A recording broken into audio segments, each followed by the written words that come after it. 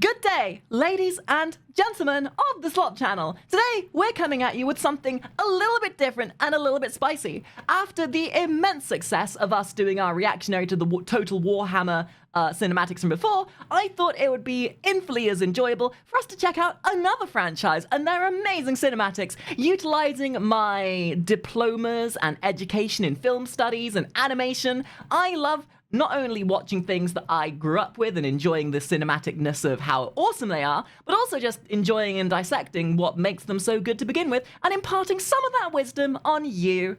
And today, specifically, we're also being joined by my good friend, Tia. Say hello, Tia. Hi, everybody. Are you ready to get pushed out of an airlock by George? I'm ready to cry, yeah. Now, specifically, today we've chosen Halo Reach to watch the cinematics of. I'm sure, much like a lot of people watching this, we are millennials that grew up with Halo, and I love Halo, even the newer ones. And no one can deny that no matter which way the game has gone in terms of its questionable direction of the story, no one can deny that the cinematics are nothing if not amazing to watch. And I feel like it was either going to be a cop-out between Halo ODST or Halo Reach. And after putting it to a vote by popular demand to the community, we all decided on Reach as today's video. So, sit back, relax, and get your box of Kleenex because we're either going to be very excited or very sad. We'll see. Let's go. God, this is going to be such a flashback. I haven't played Halo Reach since it came out, so this is going to be so nostalgic for me. Well, okay, before we start though, I'm gonna put a question out to everyone. Your favorite Halo games and why? For me, going into this, I want it to be made clearly apparent. My favorite Halo games, Halo ODST is number one. The best Halo game they've ever made. I loved the somber storytelling. I loved the music behind it. I love the fact that it just didn't have anything to do with the main Spartans, realistically. And then after that, Nathan Fillion's hot. Exactly.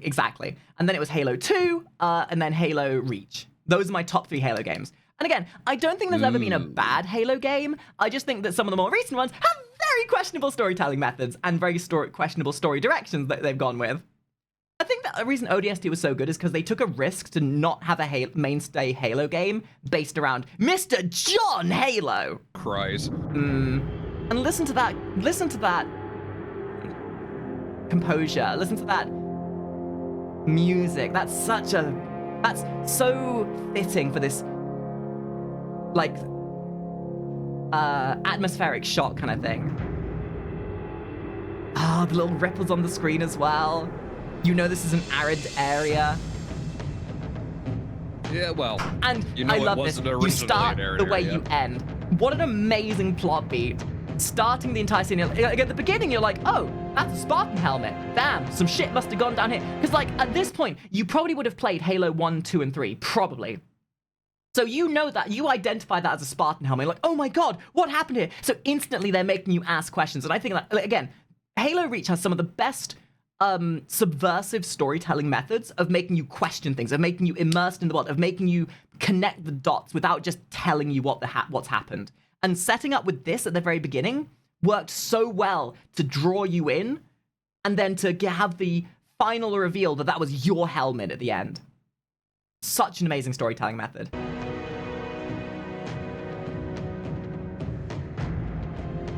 Ah, and this OST!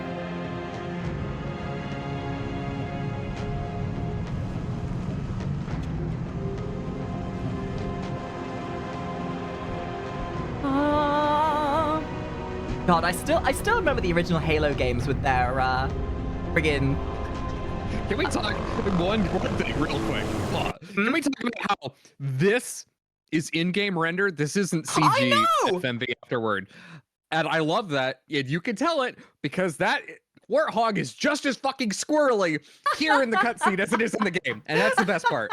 I have that's how you know the real Spartans. Okay, so I legitimately have a deep-seated respect for for developers who are willing to use the in-game engine for their cinematics. I feel like it creates a constancy of immersion. Because, like, when you're playing a lot of games and they have pre-rendered cinematics that are mixed in amidst the game, it creates this jarring disparity of suddenly pulling you out of your immersion. So when you've got these cinematics that are made with the models you're actually using in the game, it helps create that cohesion of immersion. Also, this shot as well, just so beautiful. That slow pull out to have the helicopters in the back. It's helping you see the scope of this land that you're in. It's mountainous. It's going from a close up shot of the helmet, and it's slowly branching out to show the space you're in. It's amazing shot composition. Did you say the slow pull out? Tia, not in this video, please.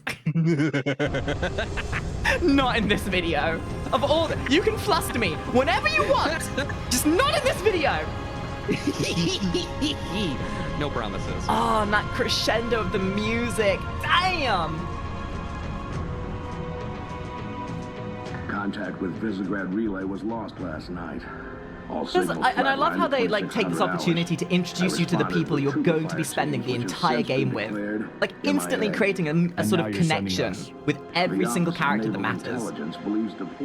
And it's that cliche. It is the cliche of every character without a helmet matters. It's that Gears of War syndrome where if there's a character wearing a helmet, yo, you can bet your bottom dollar they're probably gonna be dead by the end. Team is a gross misallocation of valuable resources. This guy. When I was a kid, I wanted to be that guy, Commander. and now as a grown-ass adult, I want to be her. Emil So and that's Cat. number 6. Hi, George. Cat, you read his file? Only the parts that weren't covered in black. Only thinks it might be the local insurrection.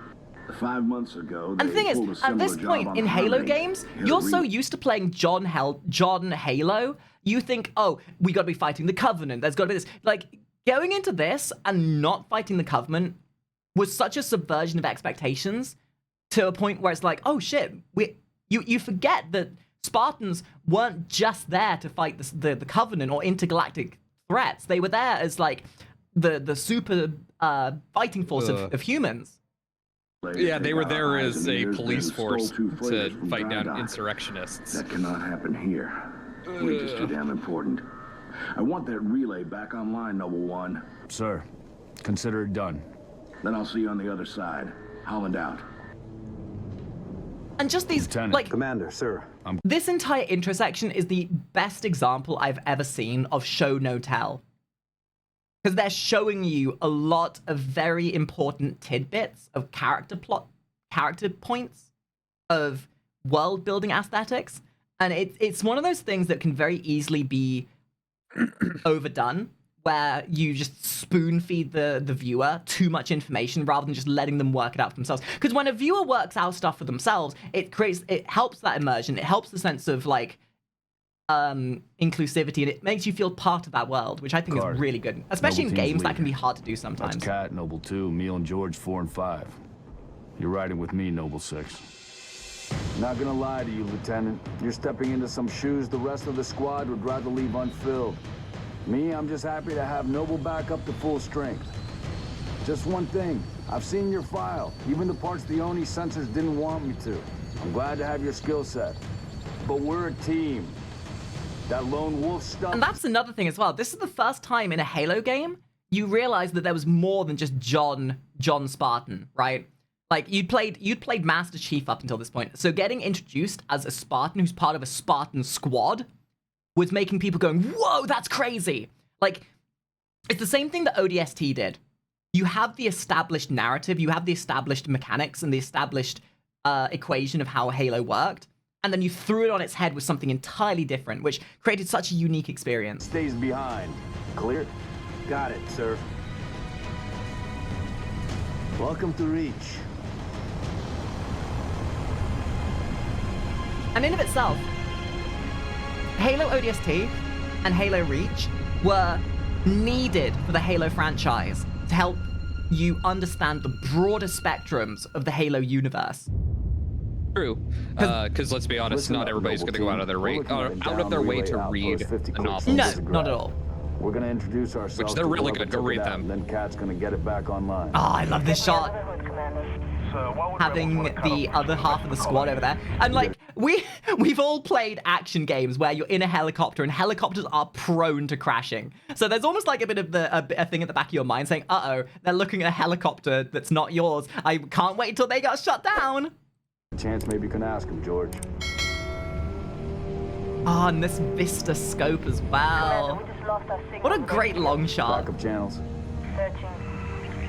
Yeah. And you gotta remember, Xbox 360 hardware. Dead zone Yeah, confirmed. and that I think that's something that made Halo so standouty from most other games of the generation. Like Halo games on the Xbox 360 especially, and even the original Halo games, their scope and their usage of the in-game engine to make these cinematics was so unique to them at the time. Like, they were using this hardware and pushing it to the nth degree. They were using this software and pushing it to the max, and it showed. It really did. Especially with, like, it's not even just the scope of the shot, because you could do that anywhere, but it's the details. It's the mist, the vista, the occlusion, the way they were able to frame things. They pushed the Xbox 360 hardware to its absolute limit, and you can tell, because it really shows in these cinematics. Command will not be keeping us company this trip. I'm lonely already. I am so Unreal Engine burnt out these days. I'm so sick of like every cinematic and every game being an Unreal Engine bitch. It also looks bad for the most part. It like does. Great examples.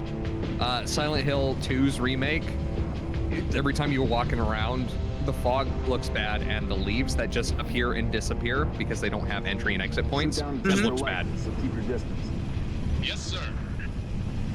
And you just don't have that here because it's extraneous detail. Exactly. That Exactly. You, as a player, are not going to be interacting Where's with. the rest of Oh, you? yeah, and then you get introduced. So, up until this point, you're under the impression that you're dealing with human insurgents, and then you start getting these little this little drip feed that not everything is as it appears, that there's something going on, and it's how they create this intrigue. Like, I'm a film student. I'm a film study student. And as much as like the cinematography is a big focus, we also learn about the intricacies of storytelling, about how you immerse people in your universe with the show no tell. You have to help create intrigue in the viewer by leaving little clues all over the place. Like, you think you're here because there's a human insurgency, but then you start seeing these little like blast marks and little indicators that there's something going on which draws you in even more. I don't think they... The opinion time. It sounded bad when it comes. All right, Corporal. Stay put. We'll get you a combat surgeon.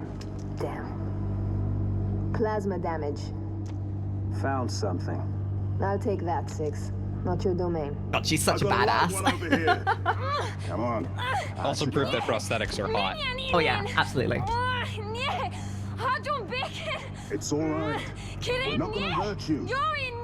George. I got her. This here as well is an interesting thing, because this is the first time we ever see people who are distrustful of the Spartans. Up until this point, we've seen Master Chief being regarded as a god amongst humans, that everybody loves the Spartans. So this first time that we see people not liking the Spartans, distrusting them, and like actively pushing them away, was such a that was one of the first moments where we knew this was going to be a different Halo game. And it's one of those plot beats where you're like, wait a minute, people don't like the Spartans. It's sort of in the similar vein as the rogues from Helldivers, for example, or, you know, knowing that this is this is more of the immersion. There's always going to be that like dichotomous opposition in every universe. No matter how much of a standpoint you have, no matter how good standing your faction may be, there are always going to be people with opposite beliefs to you, and that's kind of what we see here, which is so unique. Well, I'll do you one better. There's the whole counter argument there of what's his name, the helper, the clerk in the Inglorious Bastards, right, where he turns to his superior and he goes, "Are we the baddies?" Yeah, the Spartans, pretty much. that's them. That's their whole conversation, because they're a suppression force, basically, for a pseudo-fascist government of their own era. Yeah, it's why the comparison between Halo and Helldivers, as much as Helldivers is a parody, it's a parody of Halo. Near enough. Yeah. Keep still. It's just more obvious than I'll that. release you. Oh shit, it's the Covenant! What's the status? Over. We've been engaged. God, Sangeli, I love these guys. As much as the internet would like me to goon to the Sangeli, I will not. Sangeli are freaking awesome, I love them, and as much as there is too much Rule 34 of them, this is how Sangeli should be. They're epic and amazing and awesome, and yes, kind of hot with their split lips, but we're here for the grit, the gumpture. And remember, for the folks in the background, if you want to see Kari as a Sangeli, you can always go check out her Patreon. Funny shill in the background. What do you mean? Check out my Patreon. I was literally about to load up the Makari Sangeli that I drew that one time. Man, you try and help a friend out to generate more business. You know what? And Yes, just... I might be part of the problem, okay?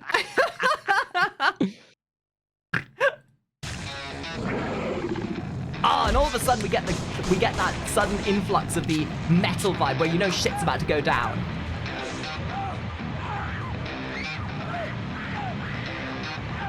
Tango group has permission to pursue. And you see that guy getting dragged away and like, no, save him! 5 and 6, clear the hole. I think like Halo Reach and Halo ODST also stood out because of their very unique music composition. Like every Halo game, like the Halo games have always been good with their music. You know, you look at like the Warthog Run, the default Breaking Benjamin music, whatever, just the random Breaking Benjamin music, or the like that kind of like very orchestral and or sort of like choir, almost like Oh yeah. But then Halo Reach and Halo ODST, they have very different types of music composition, whereas this one's more metal and vibey and a little bit more electric, whereas ODST was called jazz and smooth and that kind of jazz. And it works so well. It works to help differentiate them, because when you make a game in a universe that is so well established like Halo, if you want to make a game that has nothing to do with those, you need to make them stand out more. So obviously, music composition is one of those things that helps them stand out even more to help differentiate them.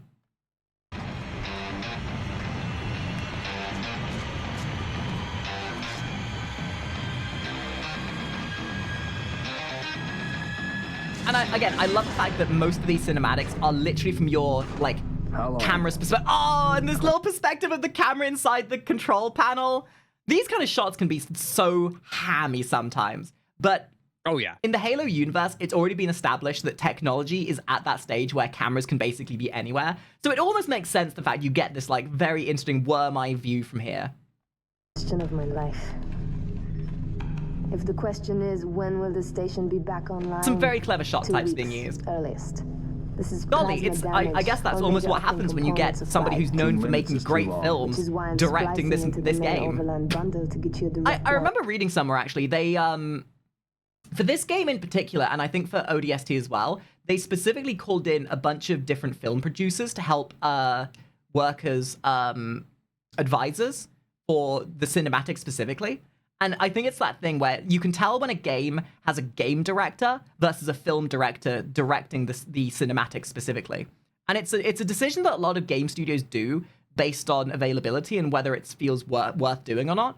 And there's something that Bungie and 343 Studios did together, for their respective games, where they did actively go out of their way to make sure they had somebody who was more versed in filming than gaming to actually come in and talk about it. Because, like, when you're a gamer, you're looking at things from a gaming perspective. When you're a game developer, you're looking at like a game.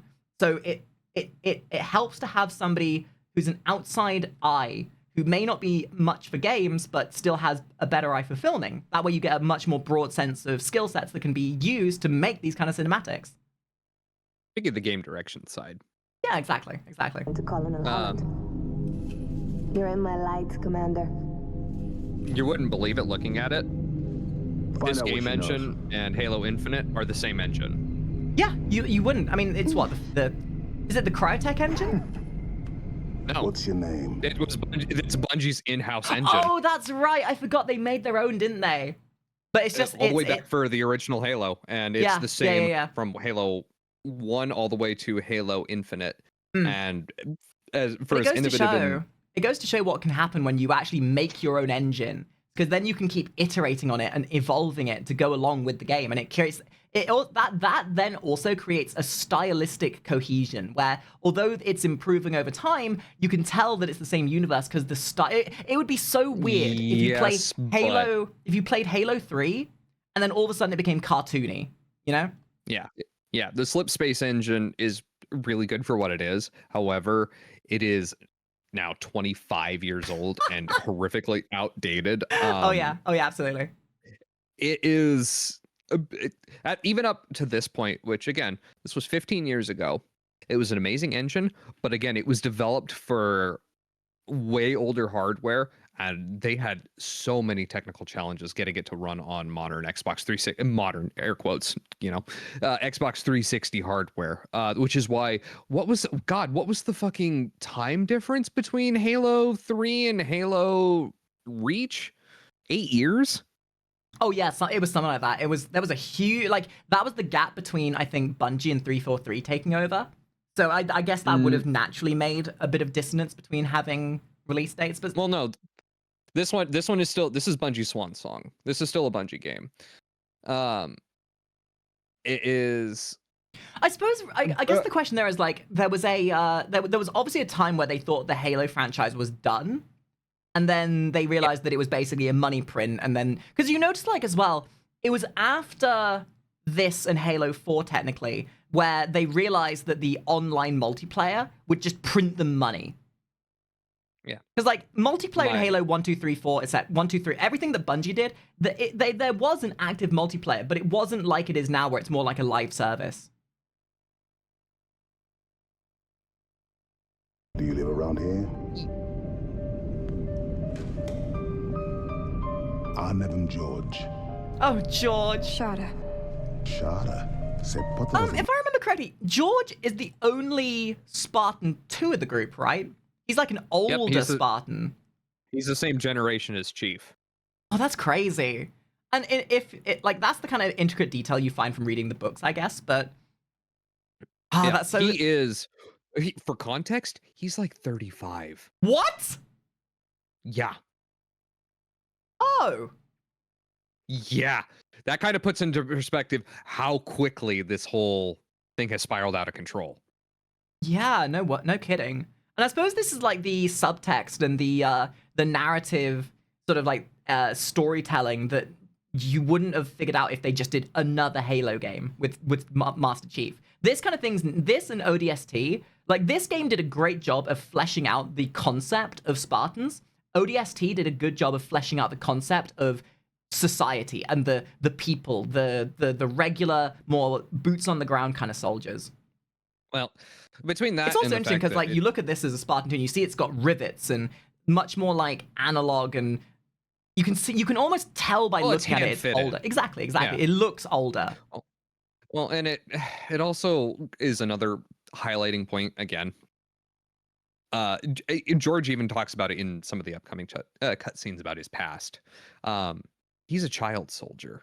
Most of them were. I mean, we're not gonna get into too deep diving about the Spartans lore. It's more visual flavor text. Exactly. Right? It helps shape your perspective of the world. Yeah.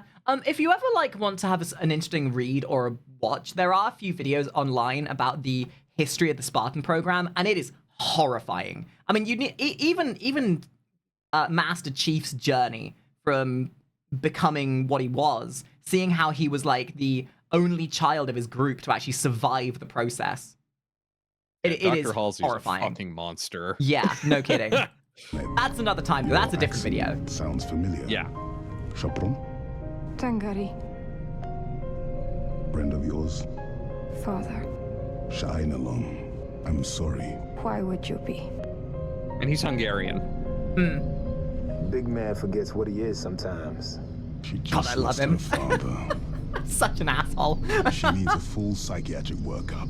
She's not the only It's kind of interesting because he is kind of like the gentle giant. He's like the one with the most humanity, even though he's like a child soldier kind of thing.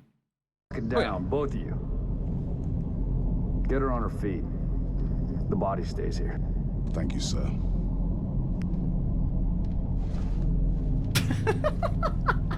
That little death glare. Signal. It's patchy, but it's there. I'll take it. Let's not touch anything. You wouldn't want to ground this place.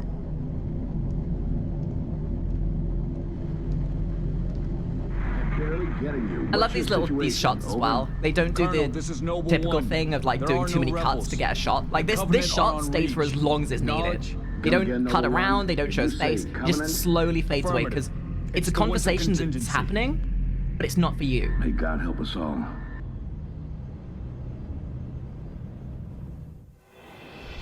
Oh, and look at that vista.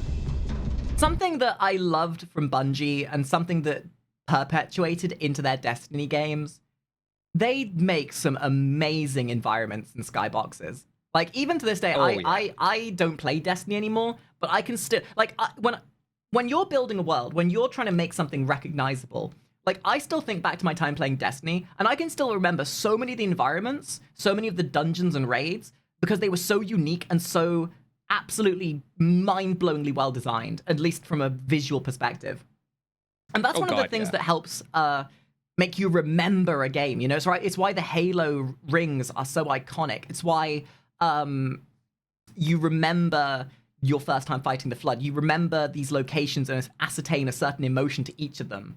And you notice as well that as this story is starting to commence, you're getting more and more of this fog disappearing, and you're getting a much more visual sort of ascertain to what this place is.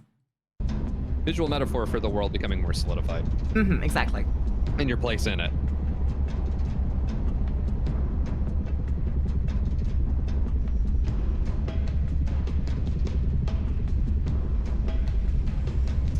So that shot, again, it's in-engine. And on the Halo 360... The Halo 3... the Xbox 360. Shut up! Leave me alone, I'm stupid. Oh, that little panning shot. Like, slowly raising up so you can see the base in the distance. It also then, that kind of shot in of itself shows you just how big this base is. The fact that it's that big against the mountain in the backdrop. Like, this is what helps you realize that they got some very professional film directors in on this to make these kind of shots look way more grandiose. Perspective is everything. But you know, that right there, the reveal of the Covenant ship, that's when you realize, oh shit, that's your sudden connection back to the old Halo games. You're like, you come around this mountain, it's like, oh, things aren't so bad. Wait a minute, that's a Covenant Corvette. Because at this point, you're remembering the name. Obviously. At this point, the player would then be suddenly reminded of the experiences playing the other Halo games and how hard these things were to kill, unless you were powered by cinematic plot armor and you were named Master Chief riding on the back of a friggin' Covenant bomb. That too. Fact is also adds a much sense of scale. Oh, absolutely. You were cutting out there, but I know what you're saying. Like, that scale, because you more so than even the. You're cutting out, honey. Sorry. Because. I think what they're trying to say is like this. Hold on, is this? No. You're fine though. I'll finish your sentence. Like this in of itself. Oh no! Is it really? Oh no! You already have like most people would already have an understanding of how big these things are, but then this reveal puts it into an immensely better perspective. Yes, it's such a good reveal though. Coordinates received. Initiate immediate course correction. The Office of Naval Intelligence. Yeah, especially as new players coming to it. Yeah, it's this kind of a shot, this kind of a reveal works well to remind players who knew, but also introduce players who are new to the franchise being like, oh damn. And it's also like, from like thematics, the Covenant have such a unique architecture and design philosophy that they stand out amidst everything. You know, the UNSC, they're very gray, they're very rigid, lots of straight lines and everything. Covenant technology is very rounded and sort of almost like muted colors, but it's so identifiable to help you differentiate the difference between, you know, your technology versus theirs. And likewise, the brutes are a bit more tribal, the Flood are grotesque and horrible. And a lot of game designers tend to overdo it, where they make things too different, and it ends up feeling like two different, like they're very clashing within the game. Whereas in this, it all feels very like it's part of the same universe, but they still seem different enough that you can still differentiate them. Have been unsuccessful. However, current defensive forces are insufficient. ONI has requested Team Noble's direct intervention to help secure Sword Base. Okay, I think you want to know what? I feel like this level was a big inspiration for a animation which we've done a reaction to. Yes, this one. I have a sneaking suspicion Halo Reach was the big inspiration behind the Sodaz Halo Remember animation, which we did a reaction to ages ago. But you can sort of see the similarities between the two. I remember this. Yeah, some very big similarities. Like, this level especially has some big sort of similarities between the two. All right, people. We're stuck with that ship for the time being. Let's focus on the hostile infantry. Give those troopers a hand. And that's so cool. Like, that little shot, it's literally... And as if you didn't need any other evidence to the fact this is just an in-engine fight. You've got just a little dude here dry humping the wall. George Emil, you're next. Well, Ed, you gotta remember too, this might not be what everybody's game on it because it is an engine. It's true, it's true. Oh damn, she's got the powerfulest gun in the game. It's not an M90. And then you get to the end of this level, it's like, damn, this one Corvette destroyed so much. Like, this one Corvette nearly wiped your base off the face of the planet. And by tooth and nail, you just managed to fight it back. And it's that over-the-shoulder shot, watching it disappear, and you're like, damn, it's gonna get away. No, never mind. I love Mac guns. Someone should take a picture. Nice work, by the way. I aim to please. Because that in of itself does a great deal of putting into perspective power scaling. Sure, Covenant generally are stronger in many ways than your generalized, than the UNSC's general power. But the UNSC isn't without its teeth. The Spartans are stronger in some ways, and the UNSC, the humans, they have immensely powerful weaponry. But it's much more sparse. There's not as much. Like, the human forces are weaker across the board, but they have things that are infinitely also stronger. It's like power scaling is a hard thing to depict properly without making it feel like a Dragon Ball Z thing. So showing this shows the struggle, and it's a great way of putting across that level of struggle. Don't need command to tell me. It is, and it's also a great reminder that physics is a bitch. Your technology does not matter, because if I throw something at you at even a quarter of the speed of light, it's gonna fuck you up. That's true. I requested your assistance, Commander. Physics does not change. On events that occur on my own doorstep. What I do require is a detailed account of your Fuck you. Boo, Halsey. Okay, I'm normal. I fucking hate her. Okay.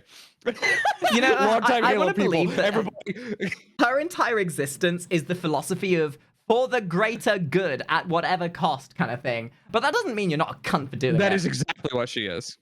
Oh, 100%. That is exactly what she is. Yes. previous engagement. I hate her. George, it's been too long. Mom. What have you done with my armor? Just some additions I've made. Indeed. Visigrad Relay.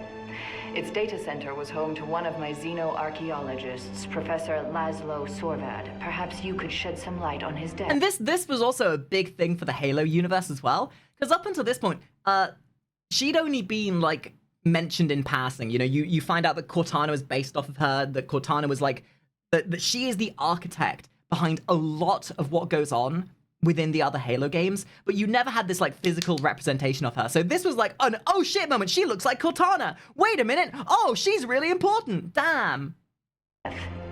If he was a civilian male in his mid-60s, he died with a Covenant energy sword through his abdomen. Elites, then. They engaged us as well. It was just after we found your scientist's daughter, Mom. She was hiding in the... Irrelevant. The Elites. Oh, that right there. Yeah. Just finds out that her basically daughter is like cold, heartless.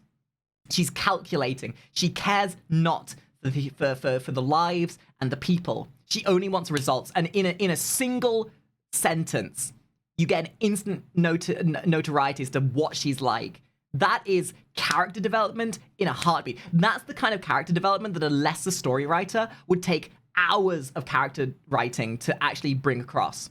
But because you have a small amount of predisposition knowledge, This here solidifies it. Now you know she's a dick.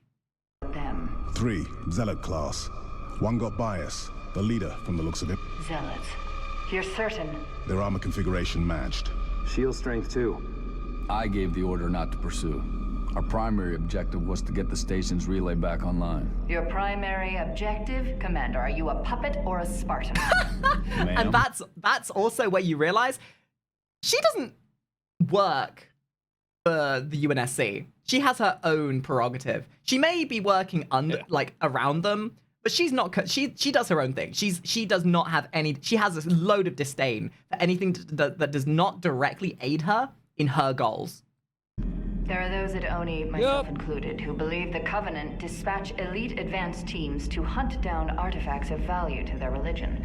Survivor accounts suggests such teams are small, nimble, and almost always Zealot class. No doubt they came to the station for the abundance of Oni excavation data stored there. And you let them get away. Data retrieval was not a command directive. Even had we known, we had other more urgent matters to attend to. Like warning the planet. Professor Sorvad's final entry in his field notes made reference to the way she just instantly dismisses what she said. Just if you had any preservation to the fact that she isn't just like this cold, heartless person, the fact that she's just instantly dismissing anything that isn't the prime directive of what she's trying to do. Yeah, I hate her, but I love how they wrote her. Like this is by the numbers and the one of the best examples of asshole story writing for a character to make you understand where she stands. A Latchkey Discovery. Latchkey. Not a word he would use lightly. So let's hope that the data module your lieutenant commander stole. They made her resonate cuntish energy. Before you ask, I was alerted at the moment you attempted she's an asshole. We hate her, but she's written so well. Unauthorized tap. That data is classified Tier 1. And there's a bit of like representation here as well. Like this is some very specific shot types. Like there was a good example of this in the newer Blade Runner movie, where at the end you've got the researcher lady who's behind the protective glass, and it creates that separation to know that you are not with her. Likewise here, she's on the opposite side of this force field glass, and it's creating that boundary of she is not with you. She is on her own little bubble, and it helps you make that sort of connection to the fact that sure you're following orders, sure you're doing things for her. She doesn't care for you though. She's not with you. I could send you to the brig for interfering. No, you're a tool. Work. Exactly. Maybe you'd like to join her. I'm sorry? Ooh. We're currently under emergency planetary directive, winter contingency. I'm sure you're familiar with the punishment for civilian interference with the Spartan deployment. Are you threatening me, Commander? Just making a reading suggestion, ma'am. And that's like the megalomania in her brain. She thinks she has this energy where she believes she's untouchable. Yeah, she has this complex, and it comes across in droves with how they've written this. Like with the representation of the field, burying them off, how they're like on one side, she's on the other. She thinks she's untouchable. And behind that, it's represented visually. But with the way she talks, she believes it. She believes that she's above everybody. And for all intents and purposes, her intentions are for the best. But at what cost?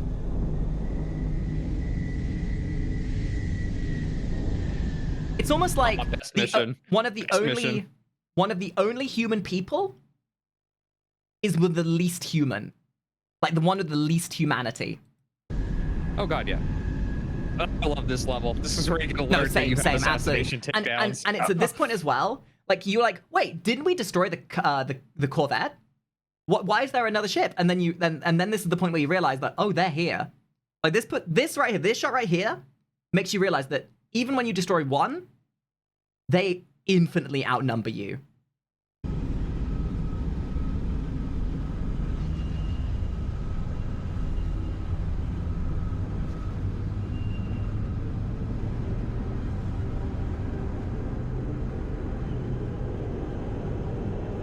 Yeah, this is just before that. These are the stragglers that are left off the Corvette.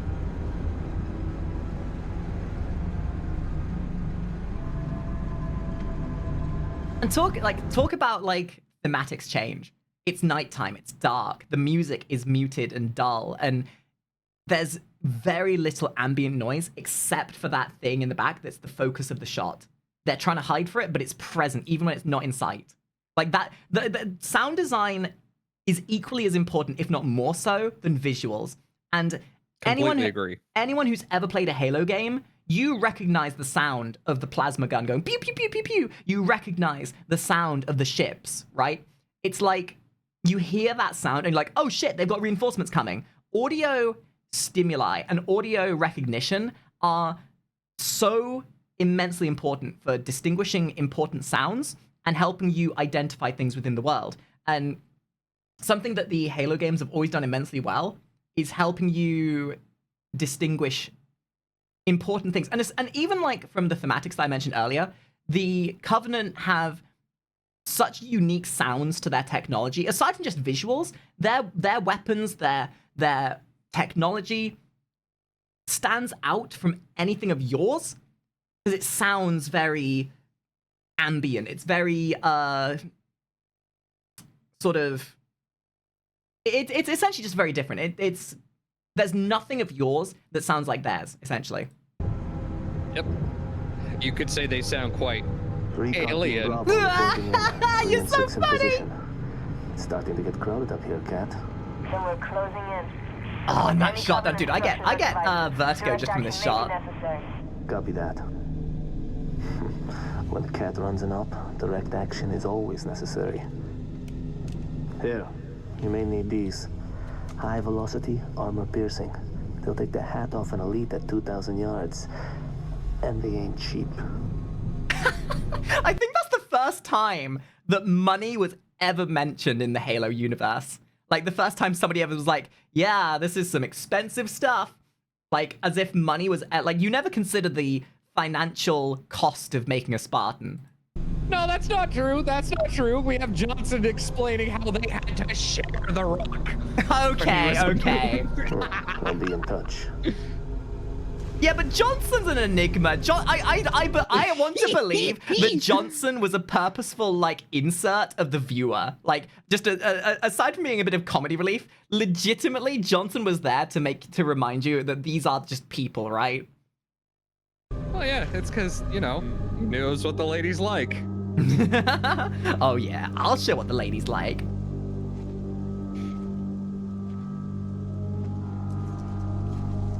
And there it is. You took out one Corvette, yes. Shouting about it, yeah. You took out one Corvette, yes. But how about 2 Corvettes? 3 Corvettes? Jackpot. How about a Scorpion? Visual. You've seen this, Cat? And that right there. The slow reveal of the silhouette. You haven't even seen it, but you know what that is. Tank beats rock. Tank beats and grunt. I'm sure, like, Tank beats hunter. You may not play. Everything. You may not play the most recent Halo games, but most people played Halo 1 and 2. Most people fought those Scorpions. So most people saw that and were like, oh, fuck, not again! Scorpion's the tank, honey. Fucking Scarab. Sorry. Scarab. There you go, that's the one. Force. It's an invading army. If we're gonna smother this thing... And I mean, to be fair, that also brings up the other point of naming conventions. It was not an accident that they named our tank the Scorpion and the enemy big tank a Scarab. 2 bug-like creatures. Theirs named after an ancient sort of mythological creature versus what we have in our world. It's that similarity but dissonant. Agreed. All recon teams disengage and fall back. What are you? Pause. Scarabs are beetles. They exist. What do you mean mythological? Yeah, but scarabs have that mythos within Egyptian like mythology of being very Sure. That's what I mean, right? It's that thematics. You would be better off pointing at their like tanks, the hover tanks that are wraiths, and using that comparison, better analogy. Fine. Yeah, you know what I mean though. It's that naming. And to be fair, they probably don't call their tanks the Scarab, the Wraith. That's naming conventions humans gave them to help differentiate them. Well, yeah. Again, it's just what soldiers do. You give everything a nickname to make it easier for differentiation. And it's going to be a very busy day. Ah, and this shot. Like this scorpions. This top-down shot gave me such an adrenaline rush. It's like, yeah, we're going to war, baby. And if again, this also puts into perspective, like, the humans are not without their fighting force. Like, the UNSC is a strong, massive force, and they can pull this kind of stuff up to do a fight. But even with all this might, the humans get overshadowed by the Covenant, like 9 times out of 10. Discovery last night was not an anomaly. Large Covenant deployments have occurred undetected, and we are now under attack across the Vieri territory, including orbital defenses. As per the winter contingency, we are countering on every front.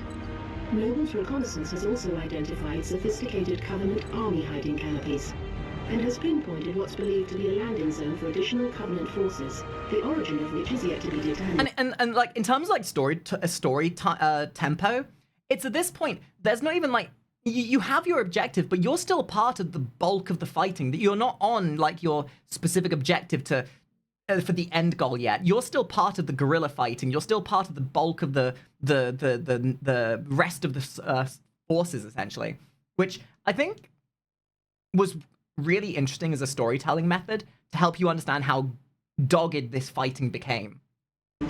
You know what? I have a thing to add to that.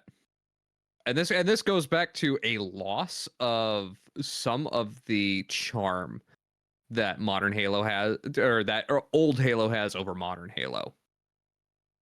I miss the Marines being campy action heroes. Yes, and campy action hero absolutely. knockoffs. Like, I can't be the only one that when I played the old Halo games, if I was ever given a small squad of soldiers, they were like precious to me. If I, like, especially in my first playthroughs, I distinctively remember if I ever lost a single soldier, I would restart and reload it until all of them survived, because they were so charming. They had such personality to them. And then when you get to like Halo 4, 5, you don't even really get much of the inclusion of these guys. It's just, you are John Master Chief and that's it. You're your own dude. And in Halo Infinite, yeah, you do get soldiers, but they didn't really have that same charm, you know? No, they don't. They're not campy action heroes, which was the entire joke of them in the first and second game, right? Like, they were very deliberately Arnold knockoffs. And I because that's, you remember that scene in Halo, fun at the genre. In Halo 2, when you're in the city for the first time and you're going over the bridge on that Scorpion, those soldiers that Sergeant Gunnery gives you to go over that bridge with, they were there for what, 10 minutes, and I can still remember the look of the butch girl with her crew cut. The dude that was with you was like, I got a missile launcher. Hey, we got a tank.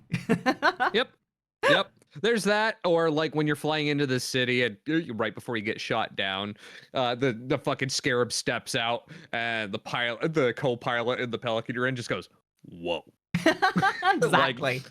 I think that is like, I think campy action heroes. What it is. Damn it. That's in storytelling methods. That's called identifiable plot points, and it's points in the game that are specifically narrated in a way to make them rememberable.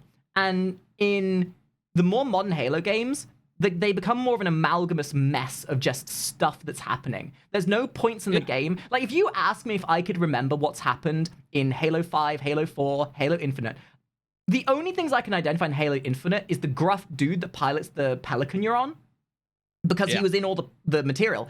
But aside from that, I can't pinpoint anything interesting that happened in those movies that stands out.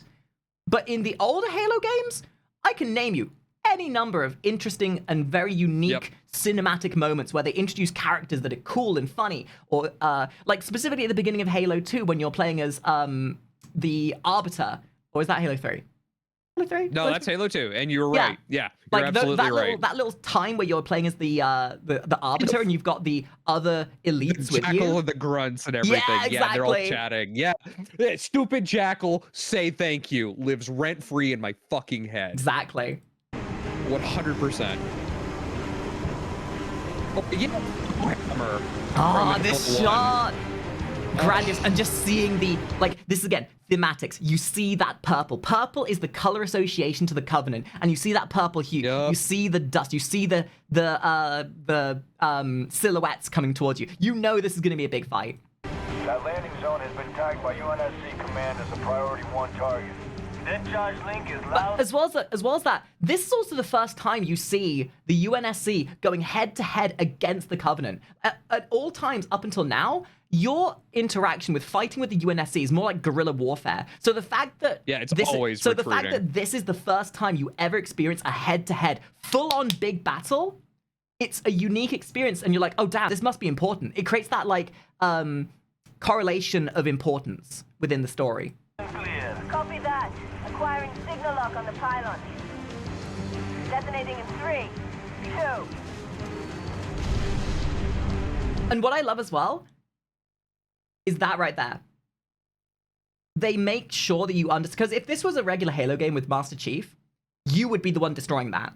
But they're showing you that you have a team, and they've done stuff, that you have people working together. And because of that thing exploding, you know that there's more than just you in this fight. That you're a team rather than just Master Chief doing his own thing. I need to actually finish playing Halo Wars to actually round out I played every Halo game in sentiment. Halo Wars was an unfortunate thing, because from a storytelling perspective, and the cinematics in Halo Wars were great. But unfortunately, because it was a real-time strategy, people didn't give it the time of day. And yet, I honestly think, from a storytelling perspective, the Halo Wars series, especially Halo Wars 2, had some of the best storytelling of the characters you had at the time, and the world that you were in at the time. They were very hyperbolic, they were very situated in that game, but the way that they were sort of told, and the cinematics you had, were some of the best. Actually, that's a question. I don't know this offhand. Is Halo Wars considered canon? Yeah, literally, Halo Wars 2 is what leads you into Halo Infinite's story. Oh, shit! I never knew that. Okay. Literally, the brute chief that you encounter in Halo Wars 2 is the guy you're after in Halo Infinite as Oh, that makes Master so Chief. much more sense. I see. Okay. Yeah.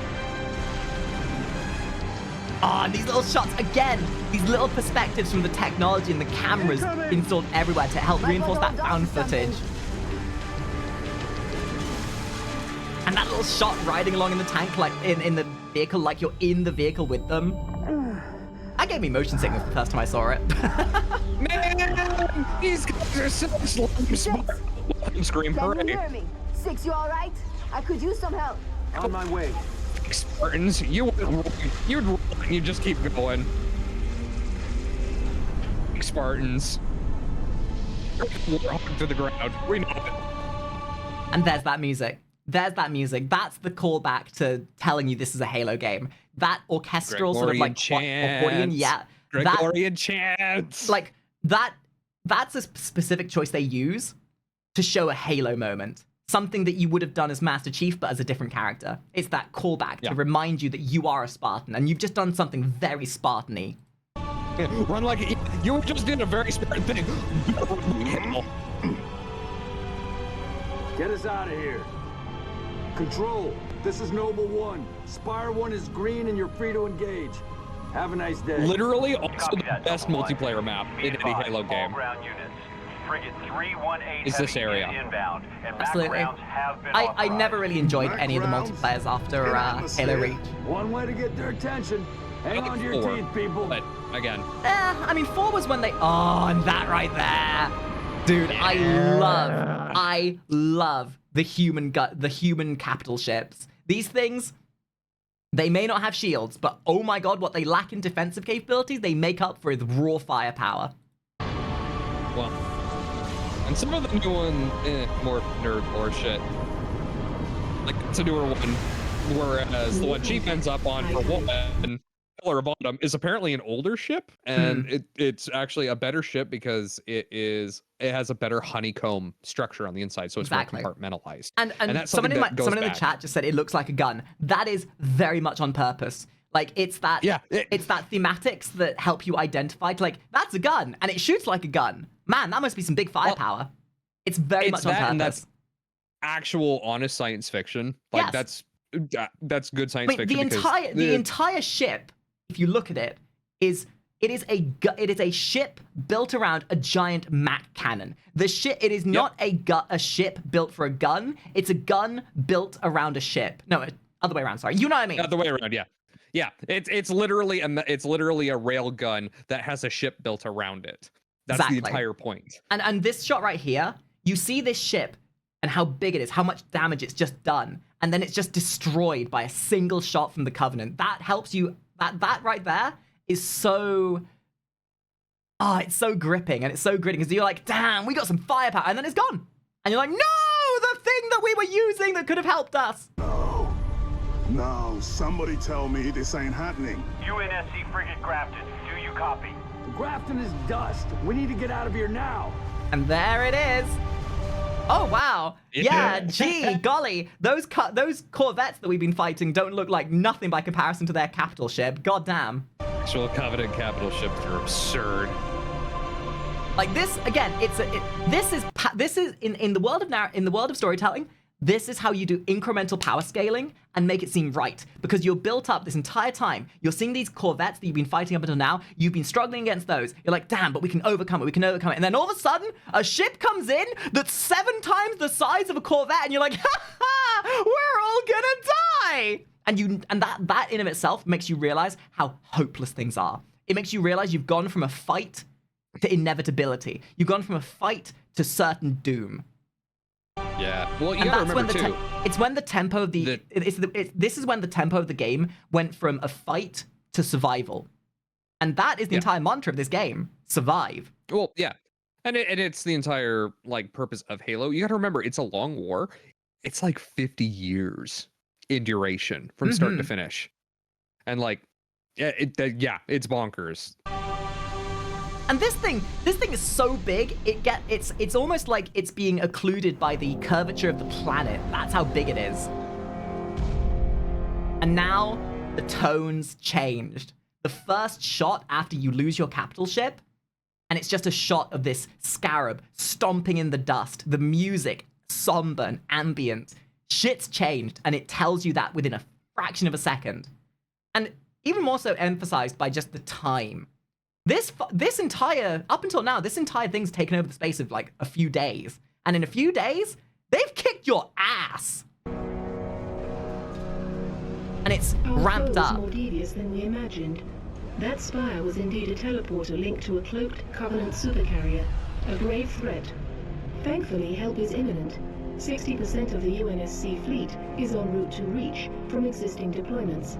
The first battle group should arrive within 48 hours. 48 hours?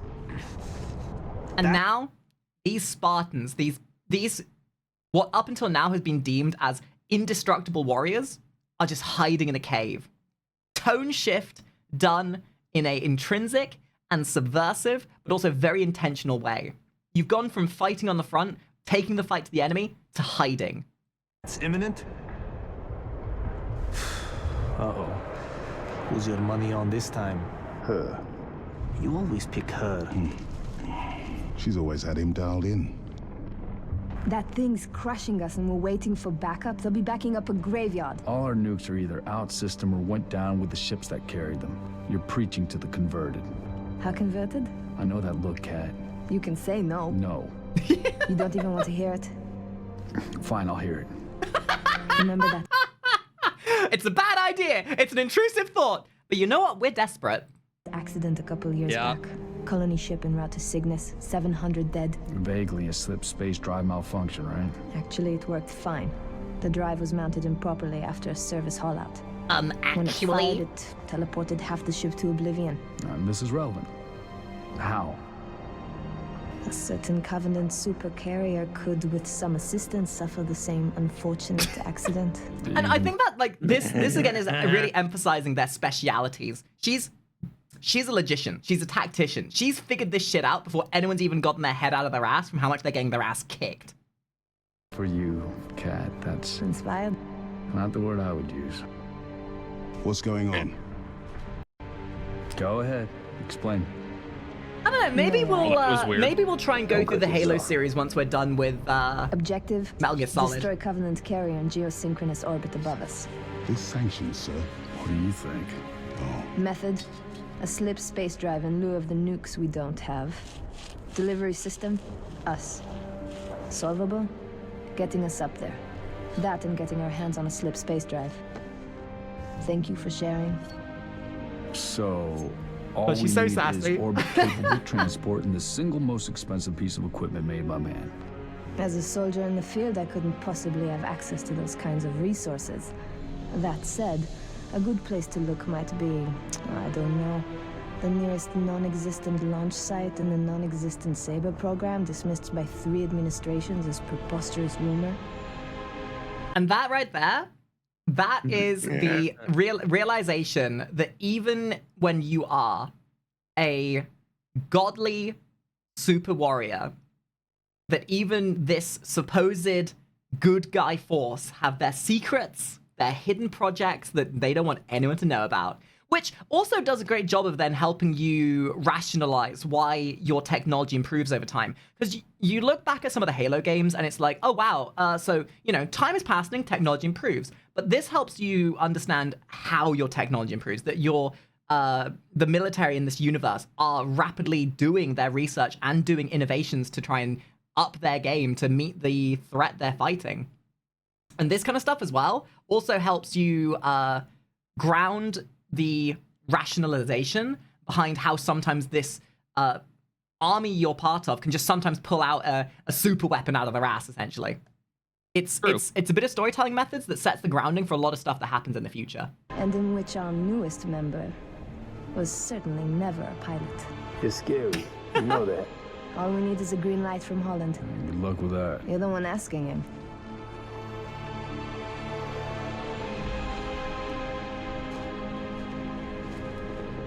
Well, there's no way in hell he's gonna go for this. I do wonder how she found out, though.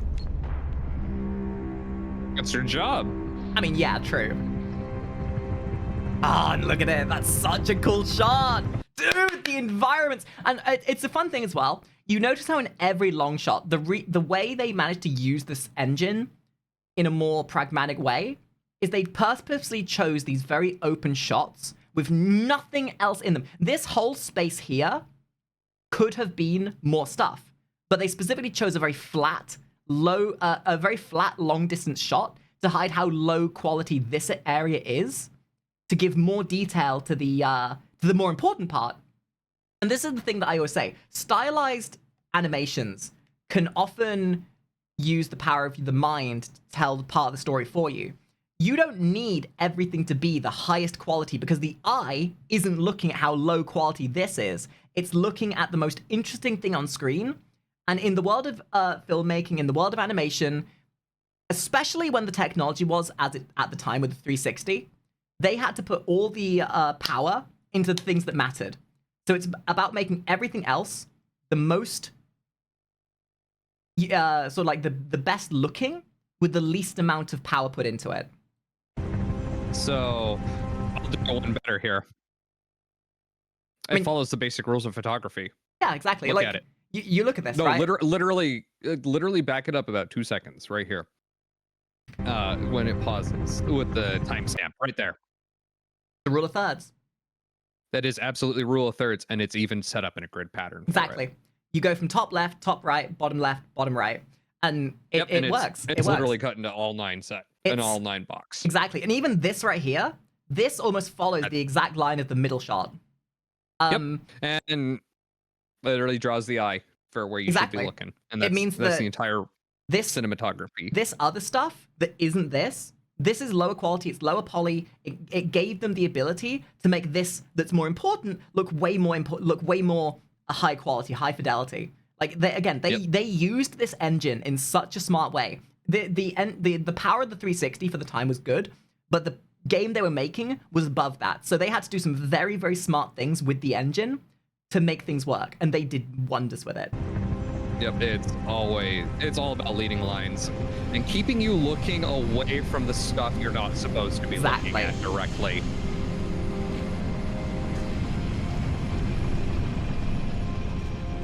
bit of a high. It's like it doesn't matter if it's low poly because you're not looking at it. In the early 2000s, with animation and 3D work the way it was, you need only look at like a lot of the 3D movies back then. A lot of the times, a lot of like very important shots were shot at night, specifically to hide how limited the graphics were. Like you look at the Godzilla movie from like 2009, I think it was. Literally the only time you see Godzilla is at night to hide just how bad the graphics were. I'll do you one better. I got Toy Story on VHS in recently, and I had the realization, oh, right, yeah, we'd never get to see Andy's mom's face because it would have been fucking horrific. It's true. Launch facility. Any closer is too hot to land. Copy that, Commander. Move up the beach, Noble. And so we're going to the one place that has not been corrupted by capitalism. The base. And again, this consistent camera work. This consistent camera work of putting the camera in the technology. Something that only this game did that helped distinguish this game as being different from the others.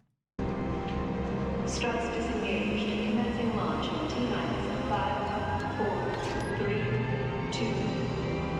What a great shot as well. And again, it's all in-engine. It's crazy.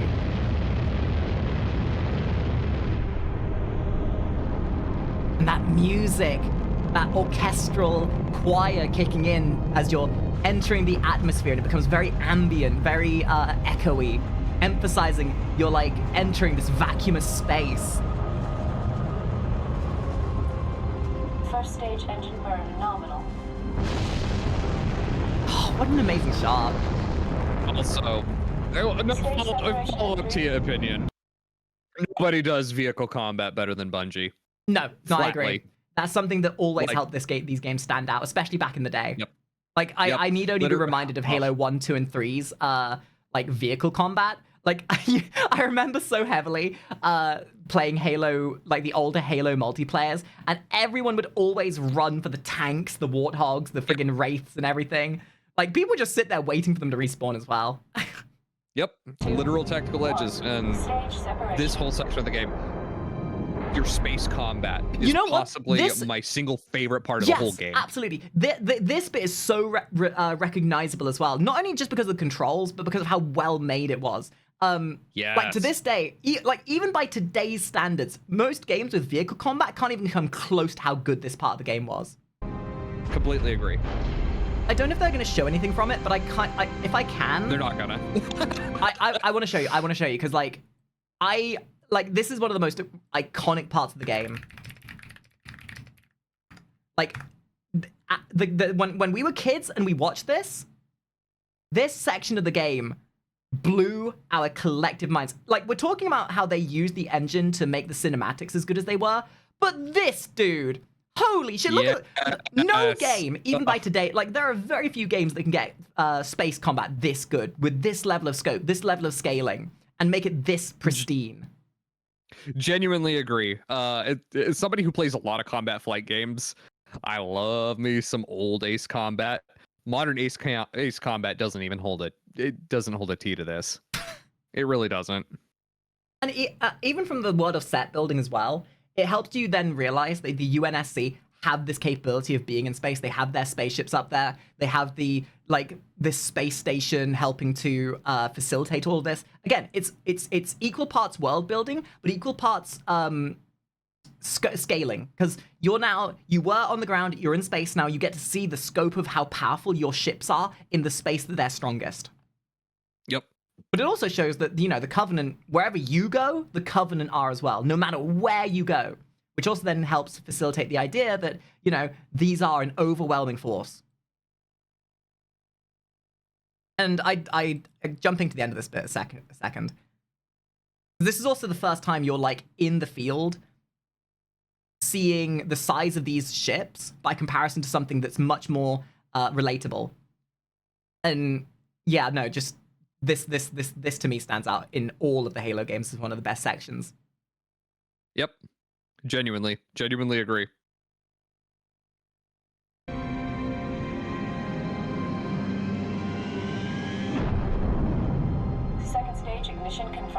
And just the lingering shot on the afterburner that flew away, didn't need to do it, but it was such a a great little additional shot to show the transition from terrestrial to aerial.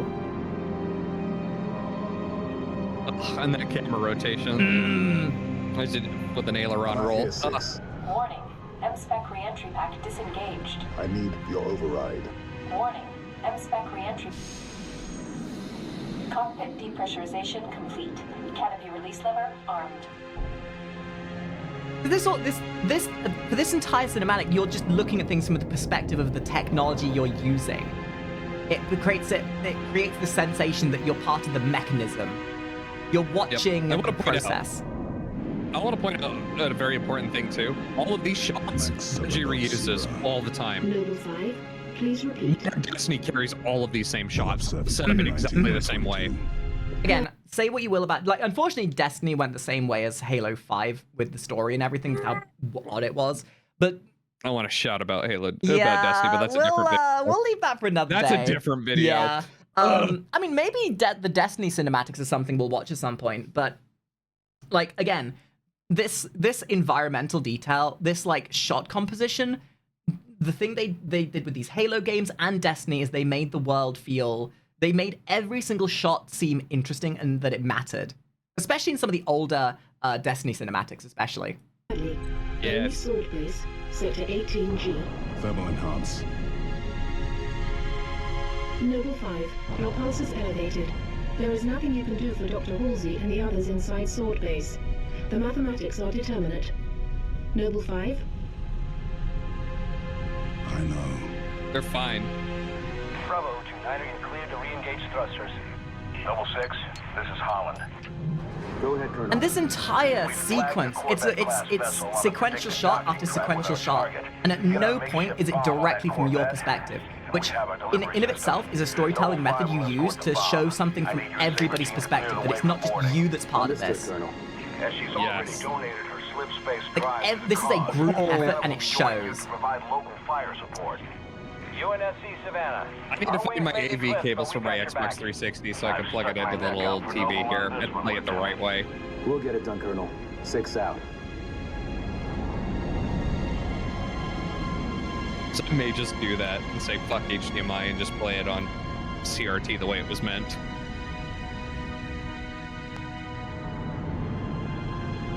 Target corvette sighted within visual range of nav beacon RA-15. We have visual. Target confirmed. Yeah, literally just a floating gun. Iconography and silhouette theory plays so heavily into the Halo universe. Your brain interprets that's a gun. But it's a flying gun, which means it's powerful.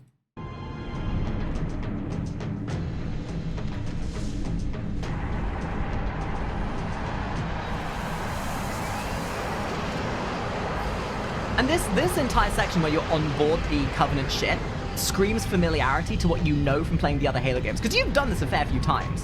Partake is aboard, Colonel. Copy that. 6, get your fire team to the bridge. The Corvette's refueling run with the supercarrier will have to be initiated manually. Yes, sir. 5, stay with the bomb and discourage the But this is what's familiar as well. You're back to doing guerrilla warfare. You figured out from other Halo games that humanity can't fight the Covenant on a one-to-one basis. So you're doing as much that's outside the normal conventions of warfare as possible. You're infiltrating, you're subversive, you're fighting them in tooth and nail, back alleys, you're infiltrating their ships. This is how humankind survives for 50 years. Pleasure. Hear that, Lieutenant? I'll be all by my lonesome back here. Make it quick, would you?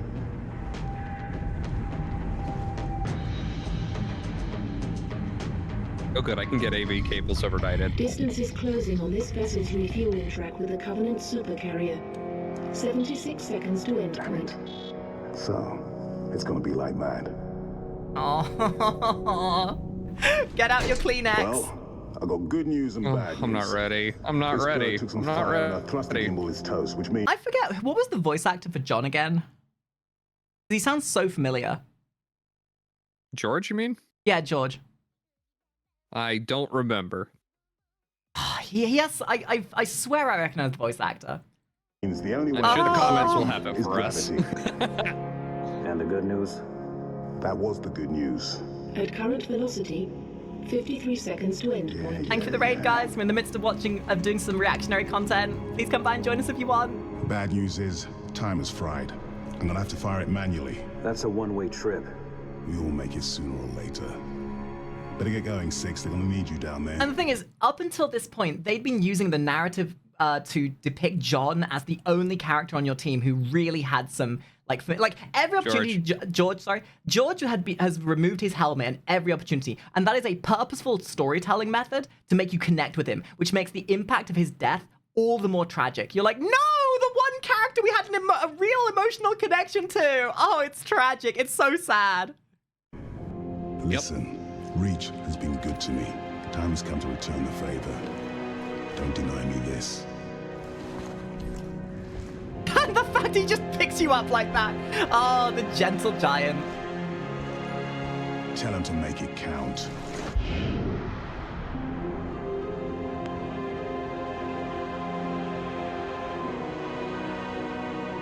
Also, another very purposeful shot type.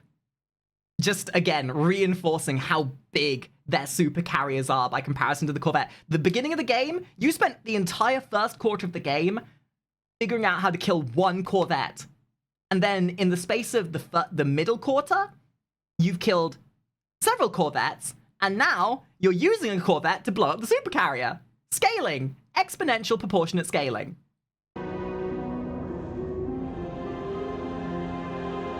And you know from playing the other Halo games that a small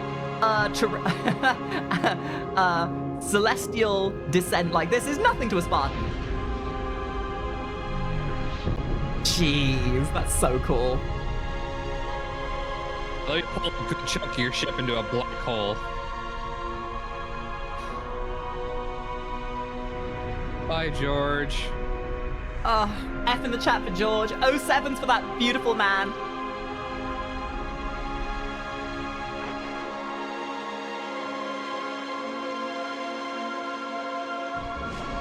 Slipspace rupture detected. Gamma station control, reading multiple pings below the orbital defense Slipspace grid. rupture And detected. just when you felt like this again is the zenith of Reach's storytelling. They give you a win and then tear it away instantly. You fight one Corvette, you spend all that manpower killing one Corvette, you win. More show up. You start fighting back again, you start getting that power, you start building up that momentum. You get it taken away when the supercarrier turns up. You figure out a way to beat the supercarrier. Momentum's coming back in your way. And then just when you think you've beaten the absolute pig tippity top, it gets worse. And that's when you know this whole mantra of survive hasn't been told to you. It's been shown. And every time, I don't think any other Halo game gets across a mantra of a theme so well as Reach does. It's inevitable. You're fighting you are fighting the coming tide, and there's only so much you can do to prevent that. Anomalies too. Are you reading it? Multiple Covenant signatures. Is anyone noticing? They're everywhere. The whole damn Covenant fleet. Slipspace rupture detected.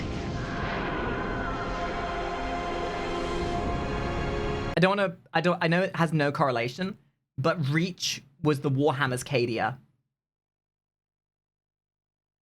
Yeah. Actually, yeah.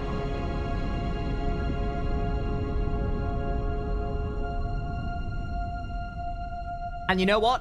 Cadia stands, and so does Reach. No! Neither do! That's the entire point! Shut up! I knew that would annoy you.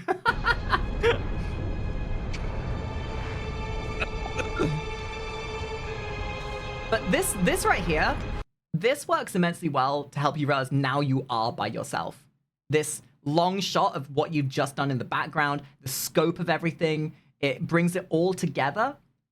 And just the scope of everything with you getting up, the shot from your technology, it brings it back to you and making you realize where you stand in this world and where you stand in the story. That after everything, you're now by yourself. And it's about this helps encourage the player to feel like they're crawling back, that even though all seems hopeless, you're not done fighting.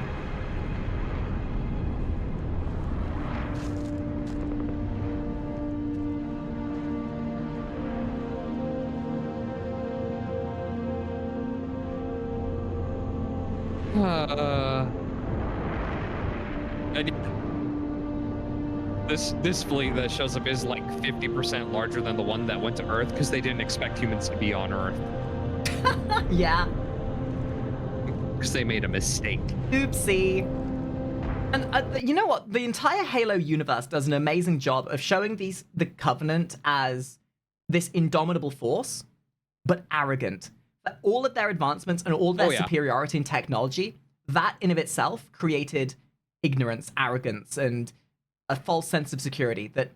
That in of itself was probably one of the leading forces that made them lose, essentially, a lot of what they lost. Their arrogance was their biggest downfall. Sure, they had superiority in almost every way, but they miscalculated the human spirit and the human ingenuity. And I quote, I literally quote Johnson, "Dear humanity, we regret being alien bastards. We regret coming to Earth, and we most definitely regret that the Corps just blew a hole up in our raggedy-ass fleet." Fucking, you notice how all of this, like all the biggest plot beats comes back to Johnson in some way or another? Always, always. That man lives on in my head.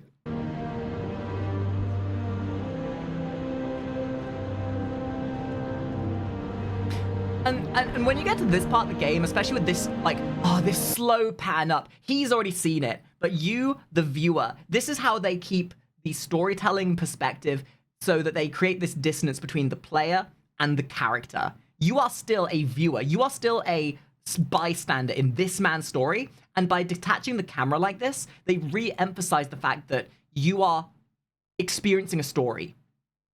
Because having things from his perspective, yeah, you're telling out the story beats when you take control, but at all times, you're re-experiencing a story. You're seeing things from their perspective, and it creates this separation of his story versus your experience.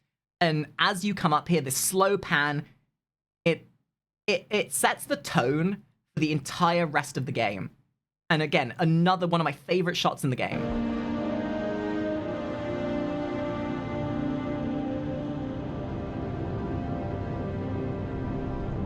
Stunning. Absolutely stunning. 3 Corvettes just blasting the city.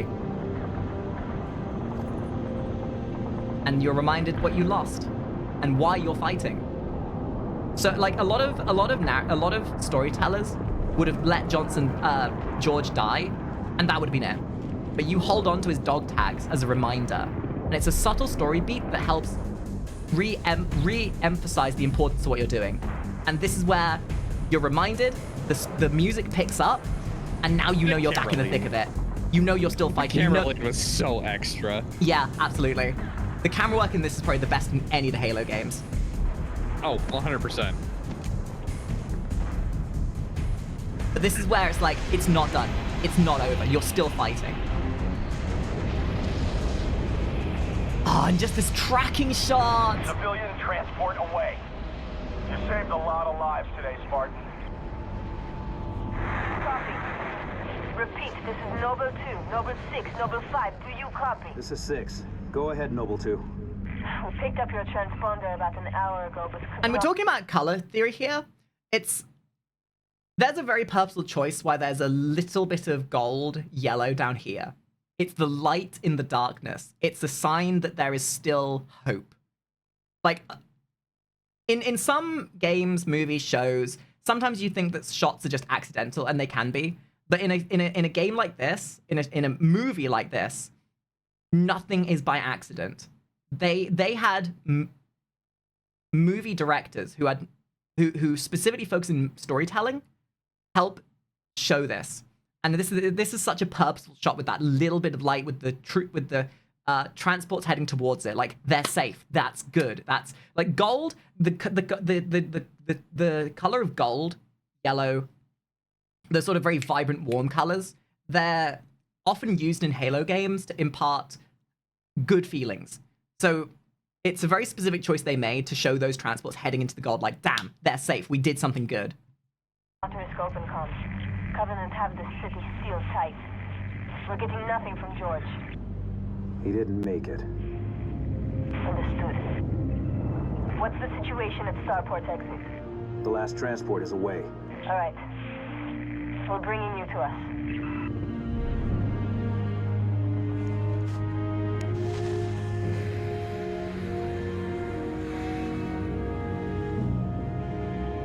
It still baffles me that this is still an engine, though. And again, like, this shot right here, I guarantee you that these buildings have, like, 5 polys amidst all of them. Oh, yeah, 100%. Okay. Ooh, you know what? No, you know what? Opinion time. This is me spitballing. I don't think they had room for actual full FMVs because, again, this was hey, download 60 gigabytes of the game.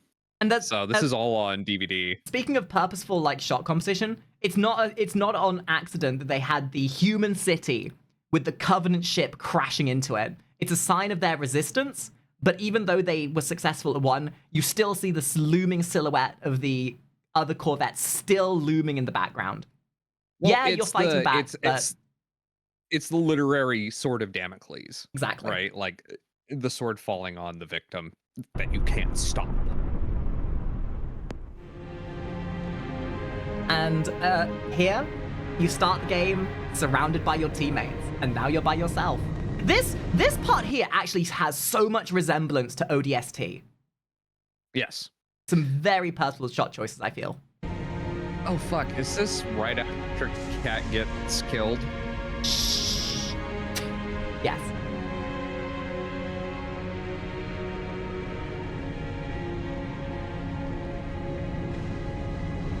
Oh, no, wait, that was later. No. I think this is when you're going back to meet your team. Yeah, it's like right before. I'm just trying to keep the timeline in my brain.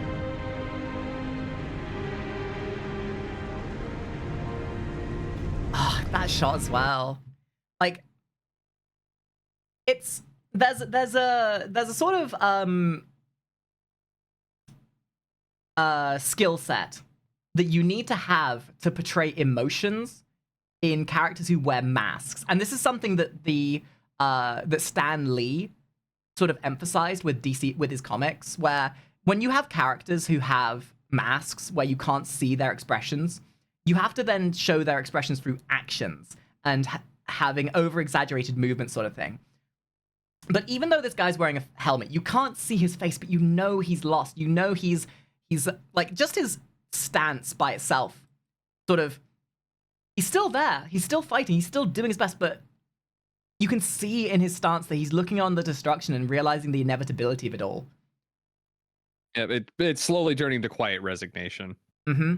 And it's stark in comparison to the beginning. You know, there was a lot of confidence in the beginning of these cinematics. There was bravado, confidence, and a much more upbeat mode to the way the characters portrayed themselves. And it's, again, a very subtle bit of storytelling through characters' actions and emotions that's being displayed through not their face, but how they hold themselves.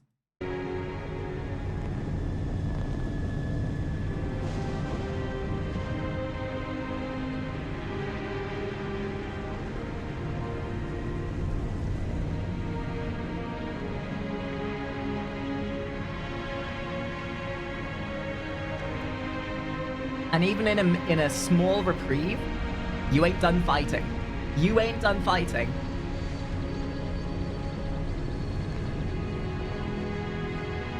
Other Tia hot take, DMR is better than battle rifle all day, every day. No, I agree. I mean, it depends on the game you're playing, I guess. Wait, Lieutenant. The Covenant are jamming all comms to command. Cat needs your help running the counter-op. A rifle in Halo 2. Oh god, yeah. But I'm sorry. You wanna know the worst thing? I hate how in Halo 2 they let us dual wield some weapons, and the only reason they stopped letting us dual wield weapons was for the PvP. Oh yeah, 100%. I hate that. I miss dual wielding the SMGs. I miss dual wielding the weapons.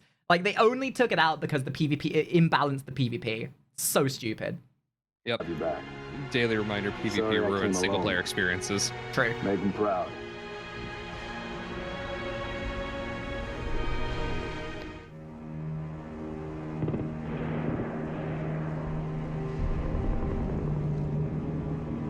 Look at this place. Used to be the crown jewel. Not anymore. Hey, you made it. It's a regular family reunion. Keep him. I gave him to you. I'll honor him my own way. George always said he would never leave Reach. The big man was sentimental.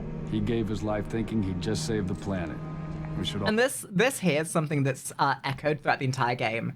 The chemistry between the team is really endearing.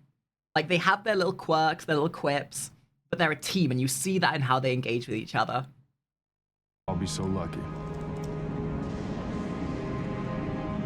Sir, that true about Gauntlet Red and Echo teams assigned to civilian evac ops? Those are senior level communique. I hear what I hear. Point is, why put Spartans on defensive deployments? I need that link to SATCOM, Cat. Chasing it. But this console's got more shrapnel in it than transceivers. Sounds like me after a donathon. You want to know if we're losing? I know we're losing. I want to know Put some if we've shrapnel lost. in you. Colonel Holland, hailing us. What's he doing on an open channel? Let's hear it. In the southwest quadrant of the city. Over.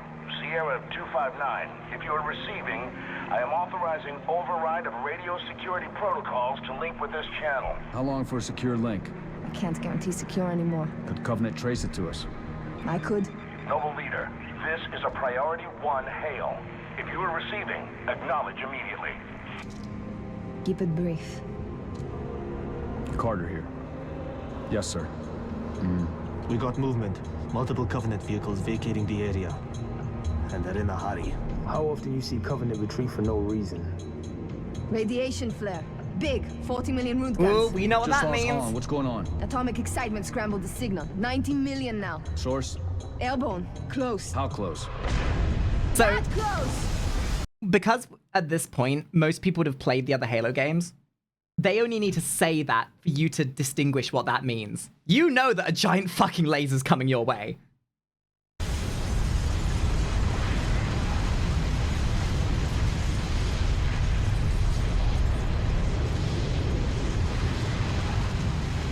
And again, color theory. Red, danger, a little bit of purple in there to show where it comes from. That specific choice to have those reds and purples mixed there, immensely iconic of what the Covenant do and how they impart their power. First glassing? Me too. Don't worry, I'm on it. Our best option is a fallout Emerald, thank you bunker for on the resub. sub-level 2. 96 meters northeast. We get orders from Holland, sir? We're being redeployed to Sword Base. Sword? Covenant own it now. Which is why they want us for a torch and burn op. Keep Dr. Halsey's excavation data from falling into enemy hands. If it hasn't already. Maybe. And if anything, that's also very, like, what they said there. You think that Halsey is dead, but even though she's out of the story physically, her influence is still impacting the way the game and the way this story is panning out. And to some degree, also is why you end up staying. But according to Holland, the Covenant are still hunting for something. Where does he get off calling a demolition a priority 1?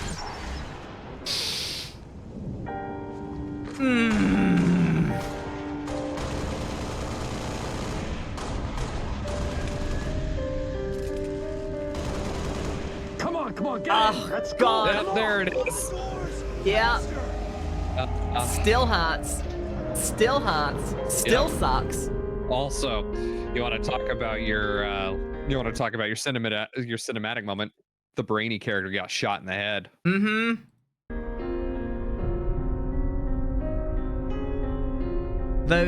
Those snipers must have been on legendary difficulty because that's the only time they actually hit their frickin' shots.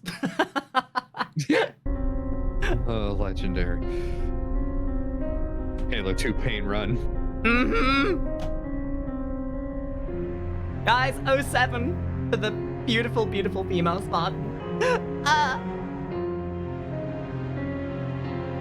See you later, Space Cowboy. Oh god. Again, you look at the reds. Look at the the colors being used here. And it's interesting because we've watched this city when we were defending it, when it was habitated, when there were people there, and now it looks like a friggin' city from Helldivers at this point that's been destroyed. No, I'll do you one better. Looks like fucking Tristram in hell.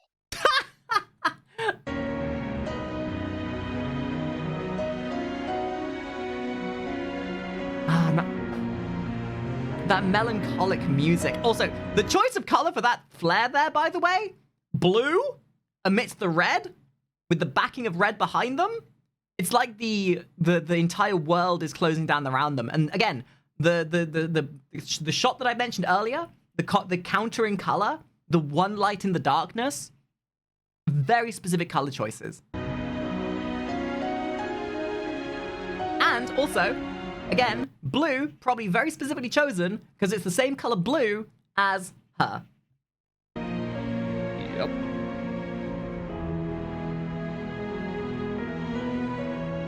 And it's something to be said as well that in her last action was to patch them in for communication that paves the way for the rest of the game.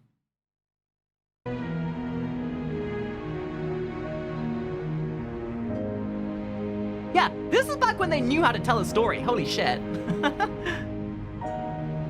Yeah. Almost like it's really bad when you lay off all of your writing staff.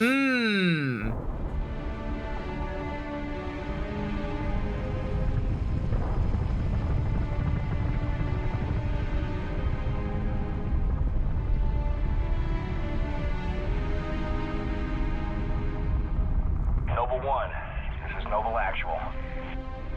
Noble 1, go ahead. We need that base taken out, son. What's your status? Still outside. Thermal on the interior shows standing room only. We're gonna have to thin them out or we'll be way too popular. Copy that, Noble 1. Holland down. We got a job to do, so let's stay focused. ODST boys! Let's go. Are you in position? Affirmative. Good. Execute.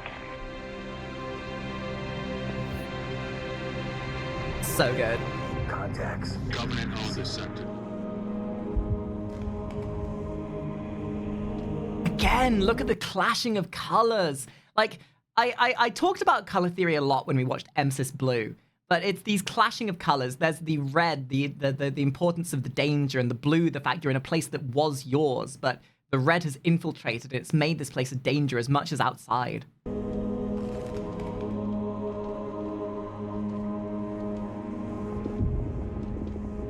Looks like they got themselves cornered. Or were committed to the position. I'm going with cornered. There's nothing here. No load-bearing columns either. Sir, if we're supposed to blow this place, this ain't the spot to do it from. Dot, check your vector. Vector confirmed, Commander. We are precisely where Oni has directed. Apologies. Coordinates revised. Please confirm? Revised? By an AI of unknown origin, whose clearance is well above my own. Well, it's pointing us a cursed click and a half Halo? east and 2,000 Maybe. feet underground. I didn't bring my shovel, Commander. Isn't Cursed Halo in like Dark Souls 1? On this one. Yes. Obviously, these coordinates are Oh junk and no god, longer we fuck go that. chasing them. Secret tunnel! What is this, Dot? Secret tunnel. Gotta be honest, when I first played this, I thought that was the secret door. That's the subversion of I expectations. know. All right, we came this far.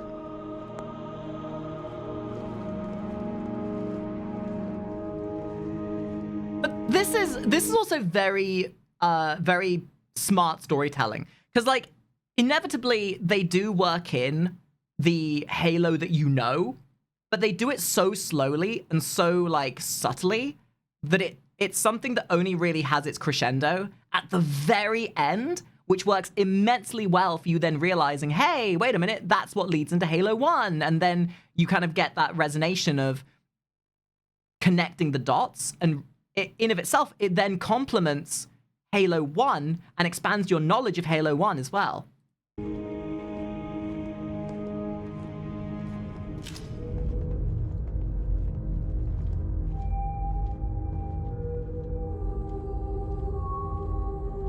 that music as well. So creepy. The unknown.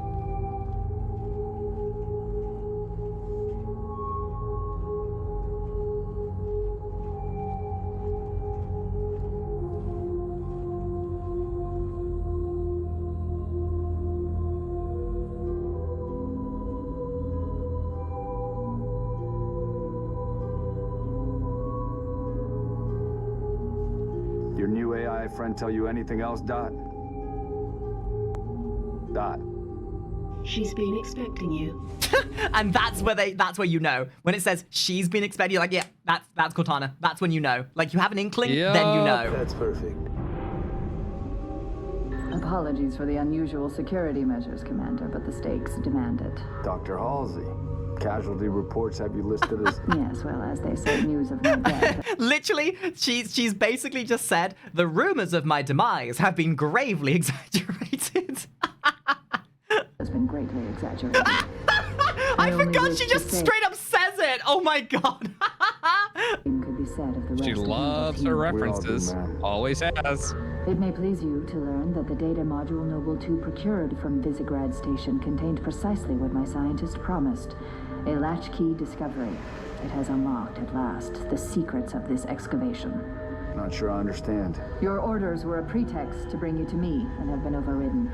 You are here, Team Noble, to ensure the delivery of this vital data to a secure location. Doctor, our orders are to destroy all sensitive material. This is what I mean, though, when I say this helps reinforce and helps you to understand how important Halo 1 was.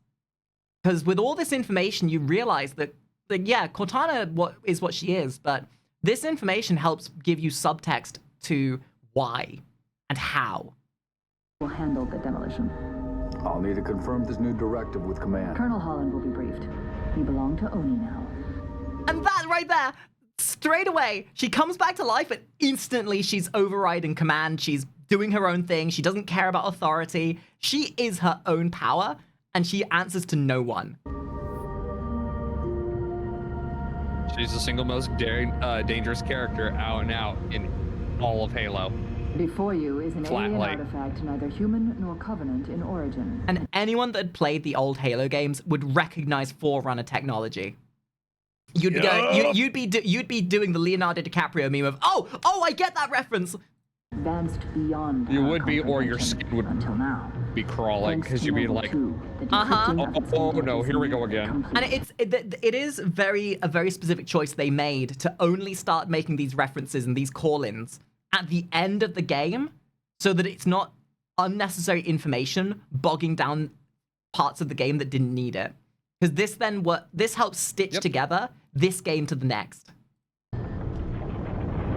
Which chronologically is Halo. This is Chekhov's gun in action. Do it quick. Have your data because ready, again, remember the zealots at the very start of the game. Process is still underway. I don't think you understand. We're out of time. If it isn't portable when we reach you, it's gonna get buried. Bury any of it, and you bury mankind's best chance for survival. Commander, you've been wondering what your Spartans died for? They died for this. Please, buy me all the time you can.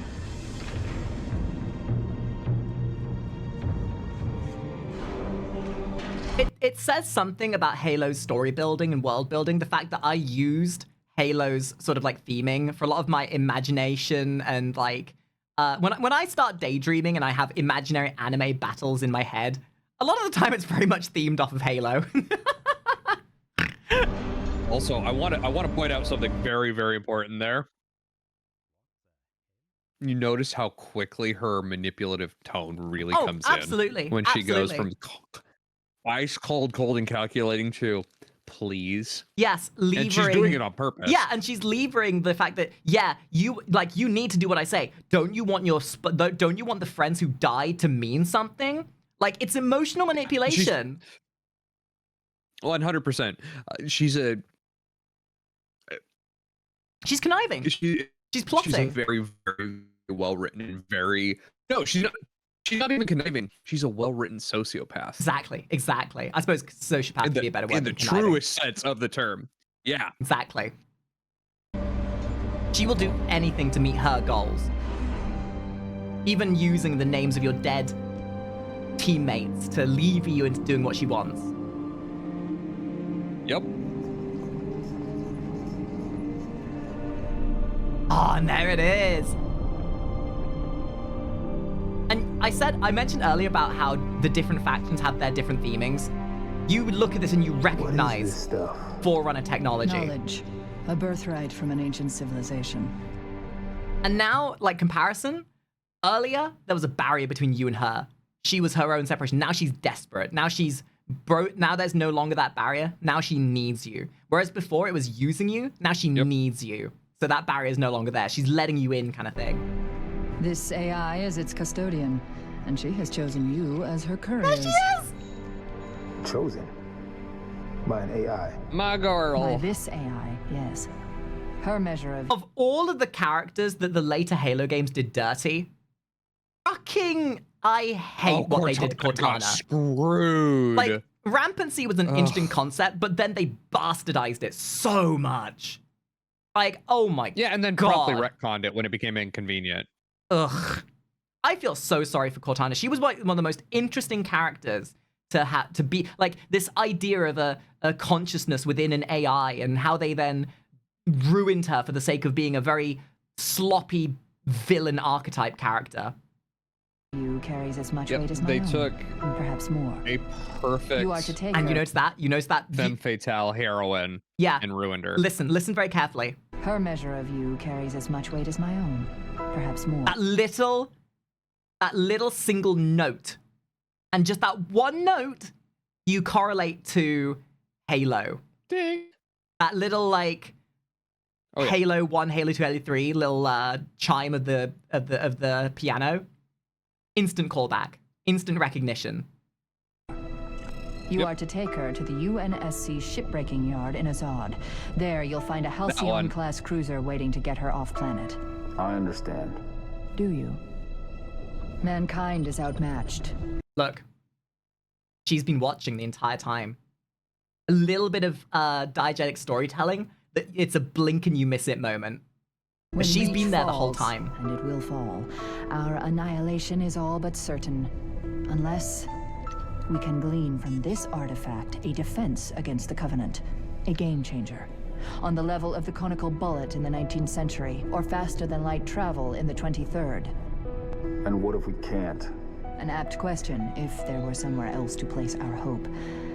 There is not.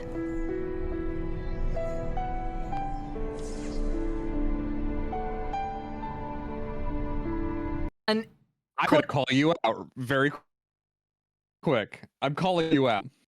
Yeah? Cortana is absolutely where the start of your hyperfixation with bodysuits comes from. What? No way! Look, okay. Shut up. Look, if you didn't get some kind of romantical fascination with Cortana, everybody who ever saw Cortana was like, damn, she kind of hot. Like, Cortana and Samus as a whole, to be fair. But Cortana was there for all of 3 seconds, but you knew her importance. She didn't need to say anything. You knew how vital she was and how much importance was behind her character. And that's all they needed to do to help you really, reinforce the relation to this to the next game.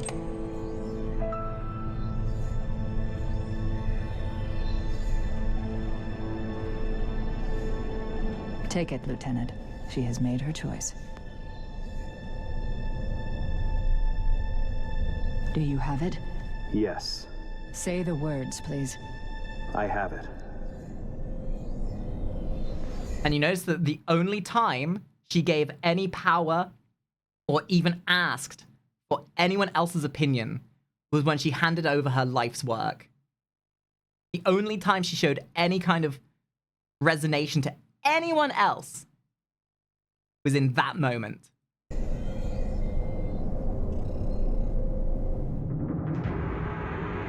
Cortana is her daughter.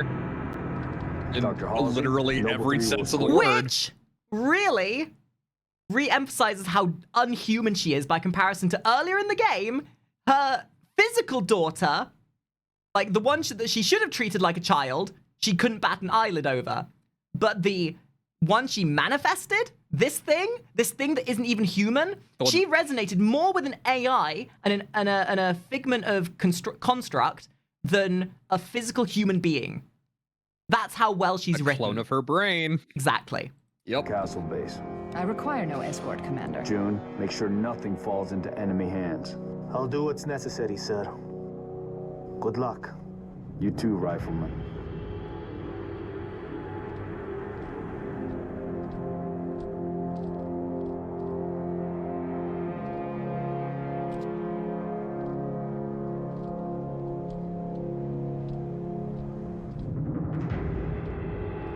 I need a heading dot. At 3 kilometers north, turn right, heading 050.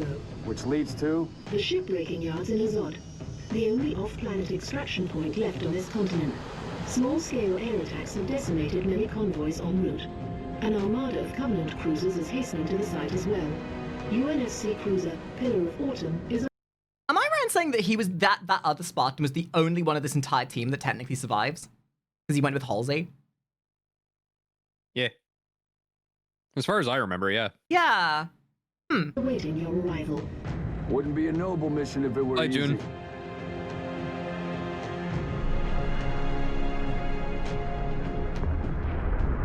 I'm gonna have to go read all what of an the epic books shot. Really gives a scale for how big that place you were in was. Oh god, yeah. Like, Noble that's leader, something this movie, seek this immediate medical game attention. does great, Noble is the leader, emphasis of please space. respond.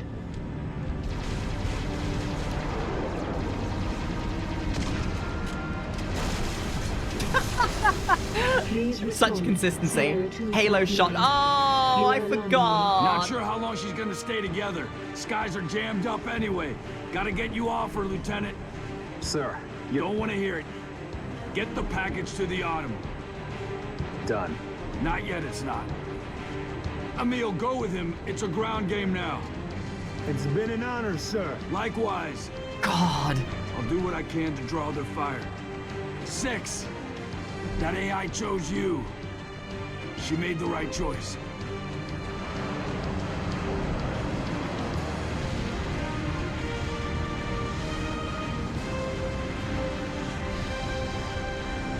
On my mark.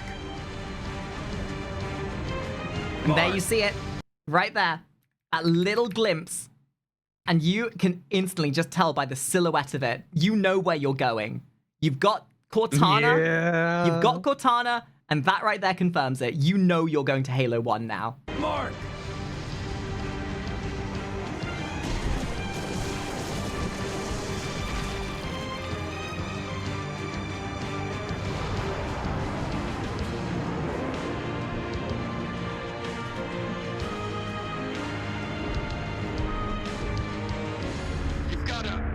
Situation.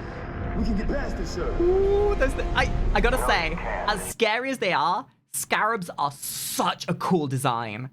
Like one of my, like again, Yeah, so they are. iconic. I don't think there's a single other game that's ever mastered bipedal tanks in this kind of fashion. And like in Halo 1 and 2, you only ever fight them in a cinematic way. You never fight them straight up like you do in Halo, the other Halo games. Because when you were able to fight them straight up and actually just tear them down slowly, I think that was like a definitive sign of like the innovation of the technology. Because like Halo 1 and 2, the tech wasn't there. There wasn't enough intricacy within the engine to help you just fight them as a square thing without it being anticlimactic. So to make it as cinematic as possible, it was just a scripted thing. Not without help. Commander, you don't have the firepower. I've got the mass. Solid copy. Hit him hard, boss. You're on your own, Noble. Carter out. God, it's so sad.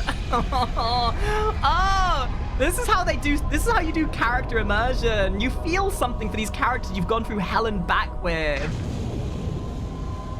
Kariverse to the east. Let's go. Good night, Noble One. 07 for Noble One.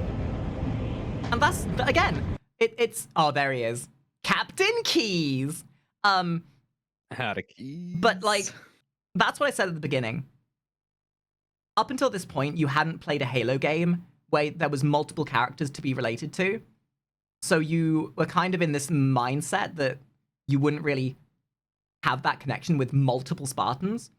But it says droves about the story writers, the fact that they could make you feel something for every single one of these Spartans.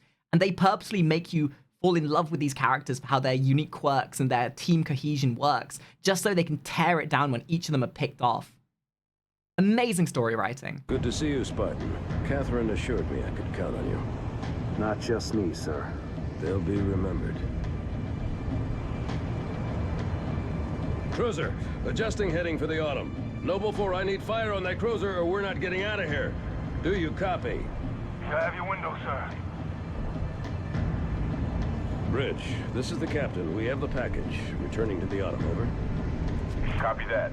And in a metaphorical sense, them handing over Cortana to Captain Keyes is the signifier of the transition between this Halo and the next. What's happening now is just the passing of the guard. That's when this enters the final stages, essentially. It's a very subtle bit of it's a subtle bit of imagery, and it's quite iconic in that sense, because that's when you know it's over. You know you're coming to an end.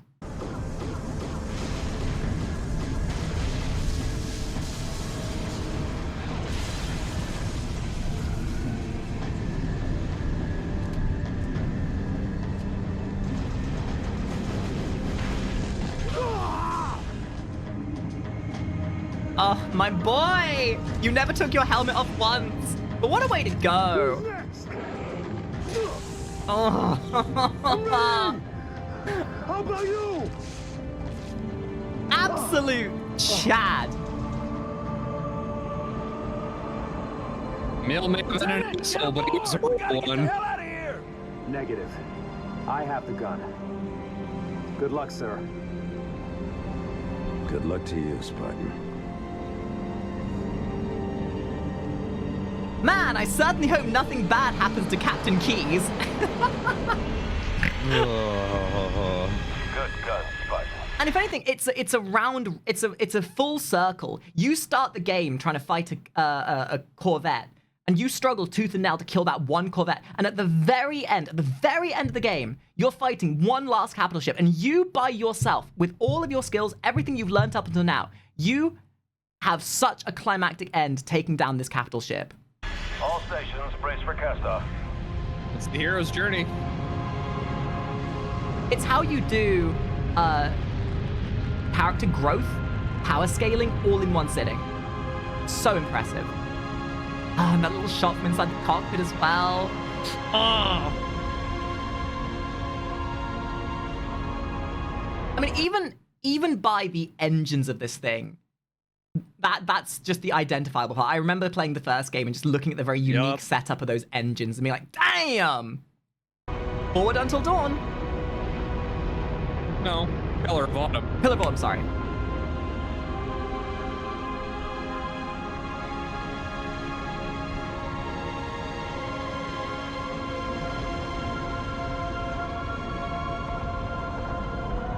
And it's not a haphazard thing that thing looks like a pillar if it was put up on its end either. it's a literal physical metaphor. It is literally a pillar.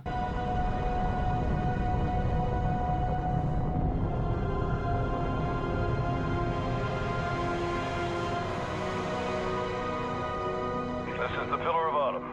We're away. And the package is with us.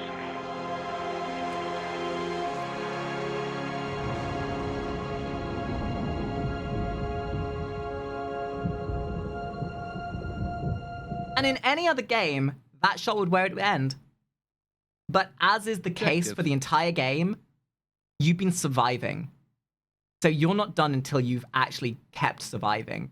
This final scene, this final little section of you surviving is the antithesis of the entire game. The sort of the scope of the entire game.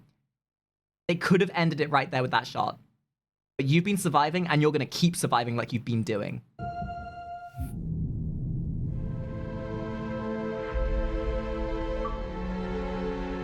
And there's the shit.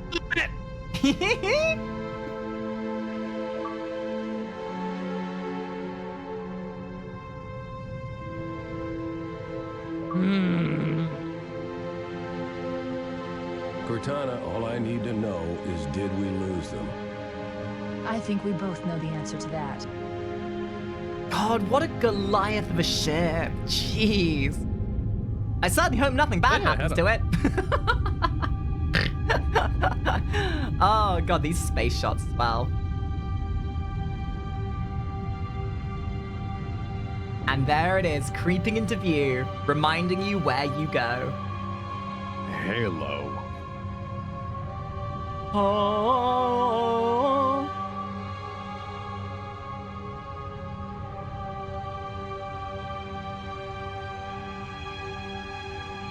Ah, my beloved.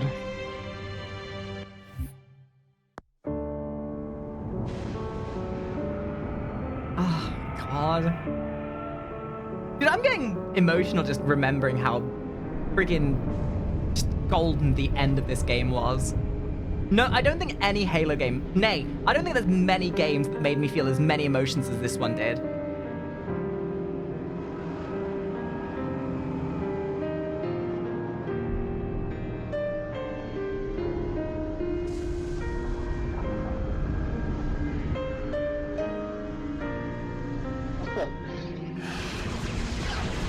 And it was such a purposeful thing that they made you fight here.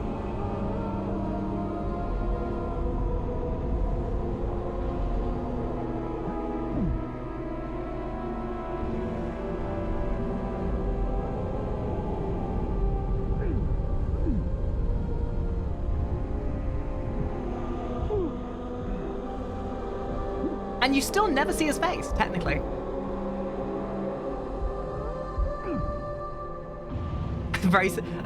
A very smart foot in front just to prevent you seeing his face. And then it comes back to where you started the entire thing. It starts where it began. You've been told the story. Iconified by the helmet. Yep, you know how the story ends. You just gotta live it. And that's the final connection. You realize that was your story that you experienced.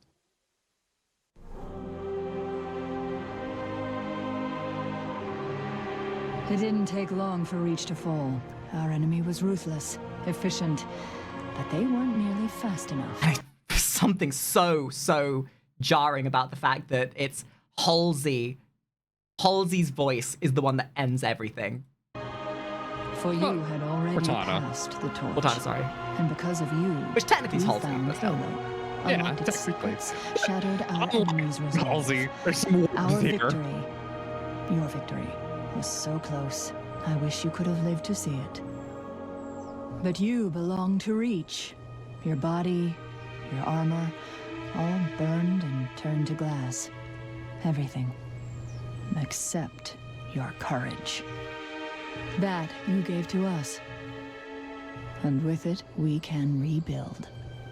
Oh, God, I cried like a little bitch when I saw this the first time.